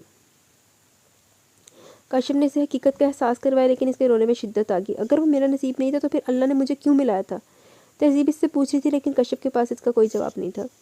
تہذیب یہ دیکھو، یہ اچھا ہے نا؟ کشف نے نیلے رنگ کا جگمگاتا سوٹ اس کے سامنے کیا۔ وہ سر ہلا کے ارد گرد بکھرے دوسرے کپڑوں کو دیکھنے لگی۔ تہذیب یہ دیکھو، اچھا ہے نا؟ سعدیہ بیگم نے پنک سفید موتی سے بھرا کام والا سوٹ اس کے آگے کیا۔ جی پسند ہے؟ جی آپ کو پسند ہے تو لے لیں۔ سعدیہ بیگم نے غصے سے اسے دیکھا۔ بی بی سوٹ میں نے پہننا ہے؟ لڑکیاں شوق سے 100 چیزیں لیتی، تمہارے نخرے ختم نہیں ہو رہے؟ 2 گھنٹے ہو گئے بازار میں خوار ہوتے ہوئے، لیکن تمہارا مزاج ہے کہ ٹھکانے پر ہی نہیں آ رہا۔ سعدیہ بیگم نے بغیر کسی لحاظ کے سب کے سامنے اس کی بے عزتی کر دی۔ دکاندار بھی اس کی شکل دیکھنے لگا، وہ سر جھکا کر ہونٹ کاٹنے لگی۔ تہذیب یہاں ہو، اس کی مشکل عمران نے آسان کر دی۔ وہ تیزی سے اٹھ کر اس کی طرف بڑھی، کشف بھی اس کے پیچھے آئی۔ مانی یہ کوئی طریقہ ہے چچی کی بات کرنے کا؟ عمران نے کشف کی طرف دیکھا جو غصے سے گھور رہی تھی، پھر اس نے تہذیب کی طرف دیکھا جس کا چہرہ آنسو ضبط کرنے کے شکل میں سرخ ہو رہا تھا۔ میں نے پہلے تہذیب سے کہا تھا کہ میں امی کو نہیں روک سکتا۔ کیا مطلب نہیں روک سکتا؟ کشف کا جیسے میٹر گھوم گیا۔ تم نے اسے لاوارث سمجھ رکھا ہے؟ ابھی ایسا بھی کچھ نہیں ہوا کہ کوئی بغیر وجہ اس کی بے عزتی کرے۔ تم اس کی عزت کروا سکتے تو ٹھیک ہے، ورنہ ابھی 2 دن ہیں۔ عمران کے ساتھ تہذیب نے بھی حیرت سے کشف کو دیکھا۔ کشف تہذیب کا ہاتھ تھام کر اسے دوسری طرف لے آئی۔ تم ٹھیک ہو؟ کشف نے پریشانی سے اس کے سفید پڑتے چہرے کو دیکھا۔ چکر آ رہے ہیں، وہ بہت مشکل ہوتی۔ تم یہی رکو، میں پانی لاتی ہوں۔ کشف تیزی سے کاؤنٹر کی طرف بڑھی اور وہ دیوار کے ساتھ ٹیک لگا کر کھڑی ہوگی اور آنکھیں بند کر لیں۔ اپنے قریب کسی کی موجودگی کے احساس پر اس نے آنکھیں کھولی اور سامنے کھڑے شخص پر نظر پڑتے زمین آسمان اس کے سامنے گھومنے لگے تھے۔ خوف سے اس کی آنکھیں پھیل گئی۔ تمہارے تاثرات دیکھ کر لگتا ہے تم مجھے پہچان گئی ہو۔ وہ اس کی کھلی آنکھوں میں دیکھ کر مسکرایا۔ جس طرح میں تمہیں نہیں بھول سکا، لگتا ہے تم بھی مجھے نہیں بھولی۔ تہذیب کے سفید پڑتے چہرے کو دیکھ کر اس کی مسکراہٹ گہری ہوتی جا رہی تھی۔ وہ قدم آگے بڑھا کر اس کے مزید قریب آ گئے تو وہ جیسے ایک دم ہوش میں آئی۔ مانی! اس نے بے ساختہ پیچھے مڑ کر اسے آواز دی۔ عمران جو اپنی ماں کے ساتھ کھڑا تھا اس کی آواز پر حیرت سے پلٹا۔ تہذیب کے ساتھ ایک اجنبی کو دیکھ کر عمران تیزی سے اس کی طرف لپکا۔ کیا ہوا؟ اس کے قریب پہنچتے ہوئے اس کا بازو تھام کر اس کے پیچھے چھپ گئی۔ اس کے یوں ڈرنے پر عمران نے سامنے کھڑے شخص کو دیکھا۔ اے مسٹر، کیا پرابلم ہے؟ عمران نے غصے سے اسے دیکھا۔ مجھے کوئی پرابلم نہیں، مجھے اس سے بات کرنی، تم بیچ میں سے ہٹ جاؤ ورنہ تمہیں پرابلم ہو سکتی ہے۔ کیا کر لو گے؟ عمران نے طیش میں آ کر اسے گریبان سے تھام لیا۔ تمہاری یہ ہمت! اس نے پہلے عمران مزید کوئی حرکت کرتا ہے اس نے گن نکال کر اس کی پیشانی پر رکھ دی۔ عمران کے ساتھ اس کے پیچھے کھڑی تہذیب حتیٰ کہ دکان پر موجود ہر شخص ساخت ہو گیا۔ اب اگر تم بیچ میں آئے تو گولی مار دوں گا۔ عمران کو دھمکی دینے کے بعد اس نے عمران کے پیچھے کانپتی ہوئی تہذیب کو دیکھا اور اگلے ہی پل اس کا بازو اس کے ہاتھ میں تھا۔ مانی! وہ پورا زور لگا کر چیخی۔ اس سے پہلے عمران کو حرکت کرتا سعدیہ بیگم نے اس کا ہاتھ پکڑ لیا۔ نہیں مانی، تم نہیں جاؤ گے۔ اس کے ہاتھ میں گن، اگر اس نے کچھ کر دیا تو؟ ان کے چہرے پر خوف پھیلا تھا۔ عمران نے بڑی بے بسی سے اس کے ساتھ گھسیٹتی تہذیب کو دیکھا، لیکن کشف بہن تھی، اس نے کسی چیز کی پرواہ نہیں کی۔ وہ بھاگتی ہوئی ان کے سامنے آئی۔ پلیز میری بہن کو چھوڑ دیں۔ اس نے روتے ہوئے اس کے آگے ہاتھ جوڑ دی، جس نے ایک نظر کشف پر ڈالی اور بولا، سوری، میں یہ احسان آپ پر نہیں کر سکتا، حالانکہ مجھے آپ پر ترس آ رہا ہے، لیکن میں اپنی خوشی دیکھوں یا آپ کی؟ اس سے نا امید ہو کر اس نے دکان میں کھڑے لوگوں پر نظر دوڑائی۔ پلیز کوئی تو مدد کرو، میری بہن کو بچاؤ۔ وہ پاگلوں کی طرح مدد کے لیے چیخ رہی تھی، لیکن کوئی بھی اپنی جگہ سے نہیں ہلا، سب کو اپنی جان پیاری تھی۔ بابر جلدی کرو۔ تبھی اس کا ایک ساتھی اندر آیا اور بابر تیزی سے اسے کھینچتا ہوا باہر لے کر جا رہا تھا۔ تہذیب نے حیرت سے خاموش کھڑے عمران اور سعدیہ بیگم کو دیکھا اور اپنے پیچھے بھاگتی کشف کو۔ صدمے نے اس میں مزاحمت کی صلاحیت ختم کر دی۔ وہ ایک وین تھی جس کے قریب پہنچنے پر بابر نے دروازہ کھول کر اسے پھینکنے کے انداز میں اندر پھینکا۔ گاڑی چلتے اسے جیسے ہوش آیا اور اس نے زور زور سے چلانا شروع کر دیا۔ چپ کرو تم! بابر نے مڑ کر اسے گھورا، لیکن اس نے چلانا بند نہیں کیا، بلکہ وہ وین کا دروازہ بھی کھولنے کی کوشش کر رہی تھی۔ اس کو بے ہوش کر دو۔ اس کے کہنے پر اس کے ساتھی نے کلوروفارم سے بھیگا رومال اس کے منہ پر رکھا، جس کو اس نے ہاتھ مار کر جھٹکا تھا، لیکن اس دفعہ اس نے سختی سے رومال اس کے منہ پر جما دیا۔ اس نے خود کو چھڑانے کے لیے زور زور سے ہاتھ پاؤں مارنا شروع کر دیے، لیکن کلوروفارم اپنا اثر دکھا رہا تھا۔ اس کے حواس آہستہ آہستہ جواب دے رہے تھے۔ اس کی مزاحمت کم ہوتے ہوتے ختم ہوگی اور آنکھوں کے آگے بالکل اندھیرا چھا گیا۔ وہ برستی ہوئی نظروں سے چاہتی بہن کو دیکھ رہی تھی۔ اس کی کچھ سمجھ نہیں آ رہا تھا وہ کیا کرے۔ یہ کشف کی بات ہو رہی ہے۔ پھر ایک خیال رچتی کی تیزی سے اس کے دماغ میں کوندا تھا۔ اس نے اپنے پرس سے موبائل نکالا اور وہ تیزی سے ایک نمبر ڈائل کری تھی۔ بڑے کمینے قسم دا مانی سی، چول زمانے دا، چوڑیاں پا کے نا گھر بھائی جے ماں دا دوپٹہ سر تے لپیٹ کے نا ماں دے پلو چ چھپ جا، چول زمانے کا۔ ہوش آنے پر اس نے بڑی مشکل سے اپنی بوجھل پلکوں کو کھولا، چکراتے سر کے ساتھ وہ مشکل اٹھی تھی۔ وہ کوئی کمرہ تھا جہاں فرنیچر نام کی کوئی چیز نہیں تھی، وہ زمین پر پڑی تھی۔ کچھ دیر تک تو وہ ناسمجھی سے در و دیوار کو دیکھتی رہی۔ اس کمرے میں کھڑکی نام کی کوئی چیز نہیں تھی۔ وہ کھڑکی کھڑی ہو کر تیزی سے دروازے کی طرف بڑھی اور زور زور سے دروازہ پیٹنے لگی۔ دروازہ کھولو! دروازہ پیٹتے پیٹتے اس کے ہاتھ سرخ ہو گئے تھے۔ وہ دروازے کے ساتھ ٹیک لگا کر کھڑی ہوگی تبھی باہر قدموں کی آواز ابھری۔ وہ ایک دم پیچھے ہٹی تھی۔ اس کے ہٹتے ہی دروازہ کھلا اور بابر اندر داخل ہوا۔ اسے سامنے کھڑے دیکھ کر وہ مسکرایا تھا۔ شکر ہے تمہیں ہوش آ گیا، ورنہ میں تو ڈر ہی گیا تھا۔ اس نے دروازہ بند کر دیا اور اس کی طرف بڑھنے لگا۔ وہ پیچھے ہٹتے ہٹتے دیوار سے جا لگی۔ کہاں کہاں نہیں ڈھونڈا تمہیں میں نے، ایک ماں سے تمہارے پیچھے خوار ہو رہا ہوں۔ جب سے تمہیں دیکھا کسی کام میں دل ہی نہیں لگتا۔ میرے دوست کہتے ہیں میں کسی کام کا ہی نہیں رہا، اور مجھے بھی ایسا ہی لگتا ہے۔ ہر وقت تمہارا چہرہ میری آنکھوں کے سامنے رہتا ہے۔ وہ اب اس کے قریب آ کر کھڑا ہو گیا تھا۔ جب تم بھاگ گئی تھی تب سے تمام کام چھوڑ کر تمہیں ڈھونڈ رہا ہوں۔ بڑی مشکل سے تمہارے اسکول سے تمہارا پتہ ملا۔ روز تمہارے گھر فون کرتا تھا، شاید تمہاری آواز سننے کو مل جائے۔ کتنے دن تمہارے گھر کے باہر کھڑے ہو کر انتظار کیا کہ اب نکلو گی اب نکلو گی، لیکن آج تم نکلی تو میرا انتظار ختم ہوا۔ وہ بڑے مطمئن انداز میں اپنی آپ بیتی سنا رہا تھا اور تہذیب دیوار سے لگی وہاں سے بھاگنے کا طریقہ سوچ رہی تھی۔ میں کبھی سوچ بھی نہیں سکتا تھا میں کسی کو اتنا پسند کرنے لگوں گا۔ پھر غور سے اس کا چہرہ دیکھا۔ اس کے غور سے دیکھنے پر تہذیب کو اپنے سارے جسم پر چونٹیاں چلتی محسوس ہونے لگی۔ آج میں بہت خوش ہوں، بابا نے کہہ کر ایک قدم اس کی طرف بڑھایا۔ تہذیب نے گھبرا کر اپنے دائیں بائیں دیکھا۔ ارے تم ڈر کیوں رہی ہو، اور یہ کیا اس طرح آنسو بہا کر؟ ان خوبصورت آنکھوں پر ظلم کیوں کر رہی ہو؟ بابا نے ہاتھ بڑھا کر اس کے آنسو صاف کرنے سے تہذیب نے نفرت سے منہ پھیر لیا۔ اس کے انداز پر وہ محسوس ہوا۔ تہذیب نے دوبارہ اس کی طرف دیکھا۔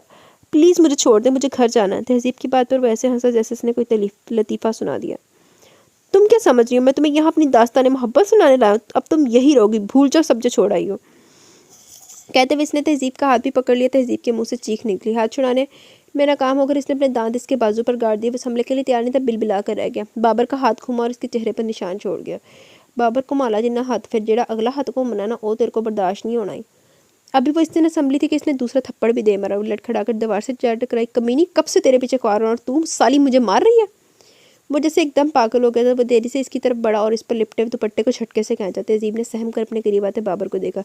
اسے اپنی موت بابر کی شکل میں نظر آ رہی تھی۔ تبھی باہر فائرنگ کی آواز آئی۔ ان دونوں نے چونک کر دروازے کی طرف دیکھا۔ کسی نے زور سے دروازے کو دھکا مارنا شروع کیا تھا۔ پتہ نہیں کیوں اس کے دل نے بڑی شدت سے اس شخص کو یاد کیا۔ بابر نے اسے چھوڑ کر اپنی گن نکال لی۔ تبھی زوردار دھماکے کے ساتھ دروازہ کھلا۔ کچھ لوگ تیزی سے اندر داخل ہوئے تھے۔ اسی تیزی کے ساتھ بابر نے اسے کھینچ کر کھڑا کیا اور گن اس کی کن پٹی پر رکھ دی۔ اگر مجھے ذرا بھی نقصان پہنچا تو میں اس لڑکی کو گولی مار دوں گا۔ بابا نے اسے بری طرح گرفت میں جکڑا ہوا تھا۔ جبکہ تہذیب کی نظریں سامنے اٹھی تو پلٹنا بھول گئی۔ ابھی اس نے پوری شدت سے اسے پکارا تھا اور وہ اس کے سامنے تھا۔ کئی آنسو لڑک کر اس کی گالوں پر پھیل کے وہ سب اس پر گن تانے کھڑے تھے۔ ویسے تمہیں داد دوں گا ایس پی داؤ، بڑی کوئک سروس ہے تمہاری، لیکن افسوس اس دفعہ تمہارا پالا بابر سے پڑا۔ لڑکی کو چھوڑ دو۔ اس کی بکواس کے جواب میں وہ صرف اتنا ہی بولا۔ اسے میں نے چھوڑنے کے لیے نہیں پکڑا۔ وہ گن اس پر تانے آہستہ آہستہ دروازے کی طرف بڑھنے لگا۔ داؤد نے اتنی سختی سے دانتوں کو دبا رکھا تھا کہ اس کی کن پٹی کی رگ ابھر آئی۔ تہذیب اسے دیکھ رہی تھی۔ ایک پل کے لیے داؤد کی نظر بابر سے ہٹ کر اس سے ٹکرائی۔ وہی ایک نظر اسے ہمت دے گئی۔ تہذیب نے برا زور لگا کر اپنے ناخن اس کے بازو میں گاڑ دیے۔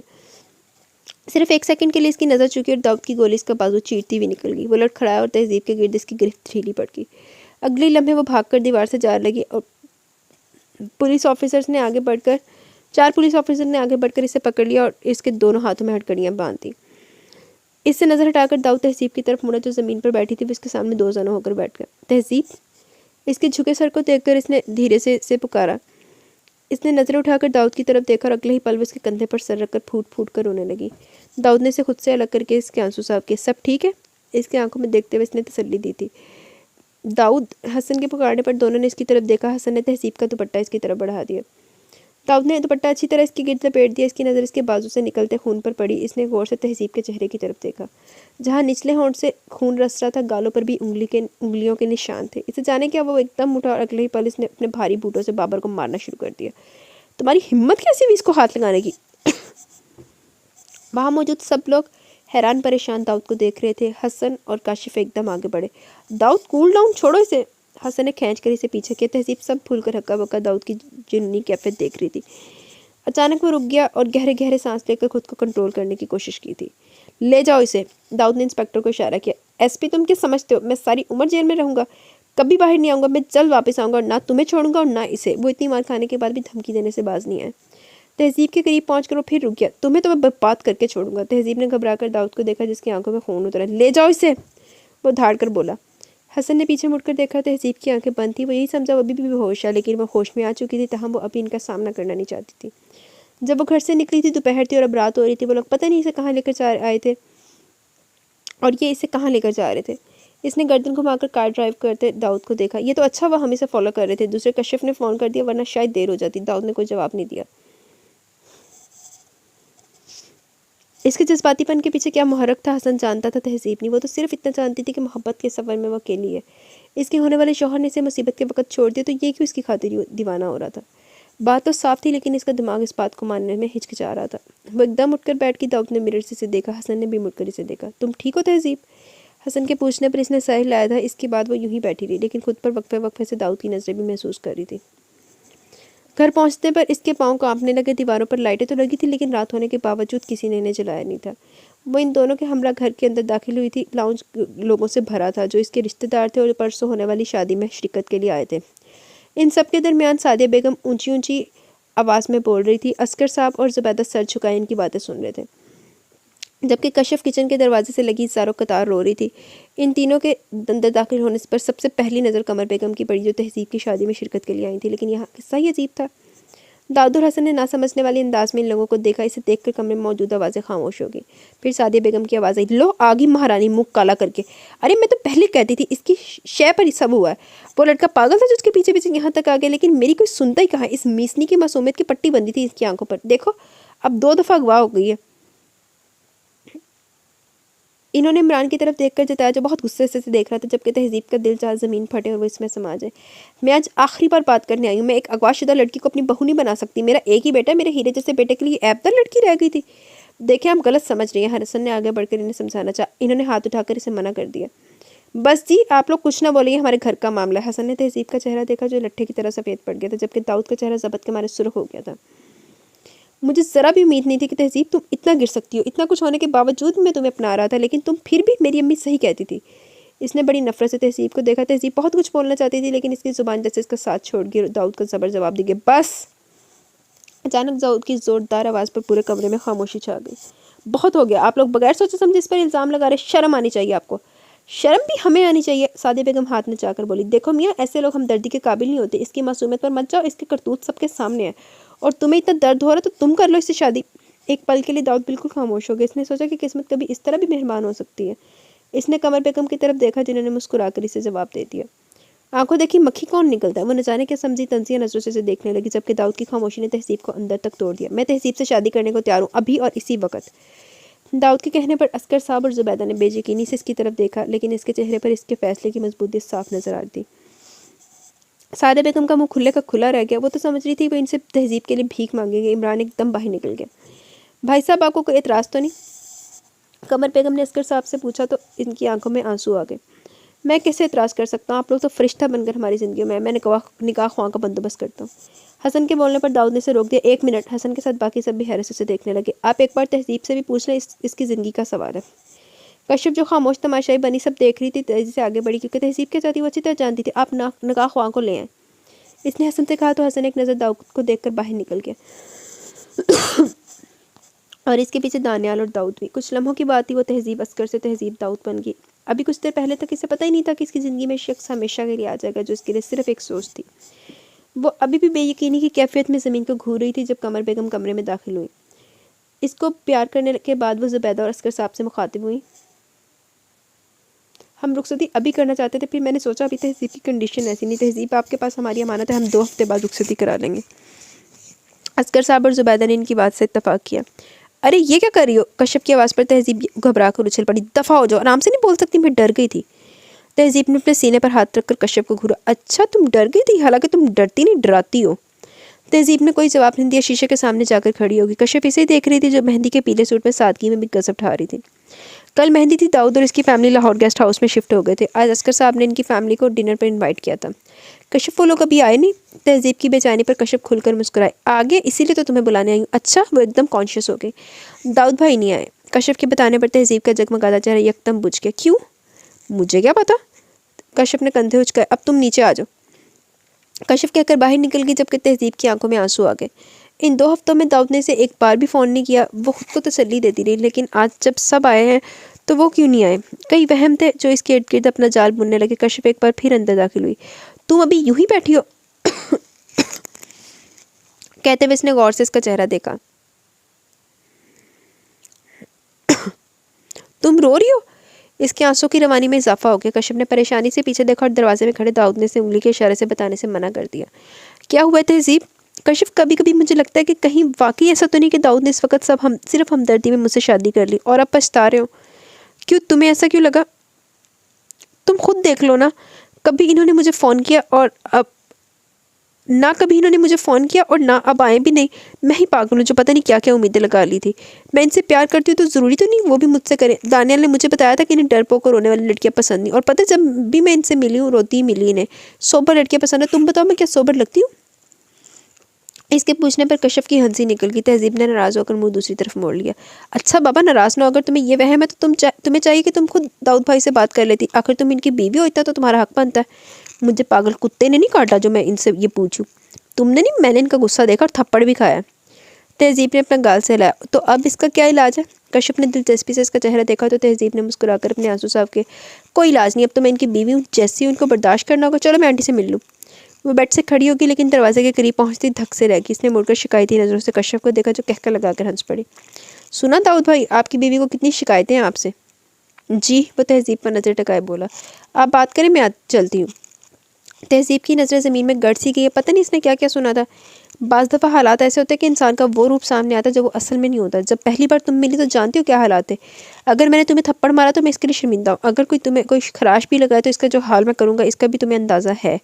کیا وہاں سے تم میرے پیار کا اندازہ نہیں ہوا؟ بوجھ کی زندگی کا حصہ نہیں بنایا جاتا. زندگی میں ان لوگوں کو شامل کیا جاتا ہے جو دل کے مکین ہوتے ہیں، اور میں تمہاری تمام حماقتوں کے باوجود تم سے محبت کرتا ہوں. تہذیب نے نظریں اٹھا کر اس کا چہرہ دیکھا جو ہمیشہ کی طرح سنجیدہ تھا. تسلی کے لیے اتنا کافی ہے یا کچھ اور کہوں؟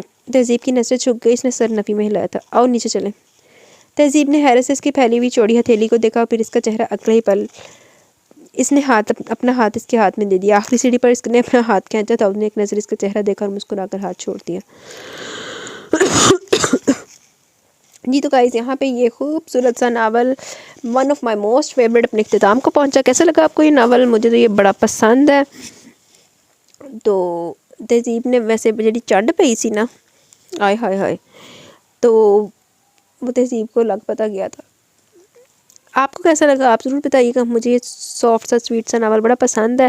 داؤد دے نال چنگی ہوئی نا جی کڑی دے نال اننا پیڑا کر رہا سی، اودوں چپیڑ بھی مار دیتی کٹ کے. تے پھر وہ کیا تھا یار، جدائی کا غم تو سہنا تھا نا کہ ایک باری داؤد نو جھٹکا پیا یار. ایک تے شکر ہے میرے ابھی نا داؤد کہتے ہوئے نا میرا نا وہ ذہن میں نا ہمارا ہمسایہ آ گیا. اوئے ہوئے شکر ہے پورے ناول کے دوران نہیں تے میں تے پر ناول دے وچ ہی میرا نا منہ دا سواد ہی خراب ہوئی جانا سی. وہ نا انکل ہیں، وہ پتہ نہیں ہوتا نا، تم ابھی میں کیا بولوں اس کو، چھوڑو یار، آپ لوگ کا بھی مزہ خراب ہو جائے گا، میرا بھی ہو جائے گا. تو لیو دس ٹاپک. ٹھیک ہے، آپ کیسا لگا اپنی رائے کا ضرور اظہار کیجیے گا. تو مجھے دعا میں یاد رکھیں. انشاءاللہ کل ملتے ہیں نئے ناول کے ساتھ. تب تک کے لیے اپنا بہت سارا خیال رکھیں. دعا میں یاد رکھیں. اللہ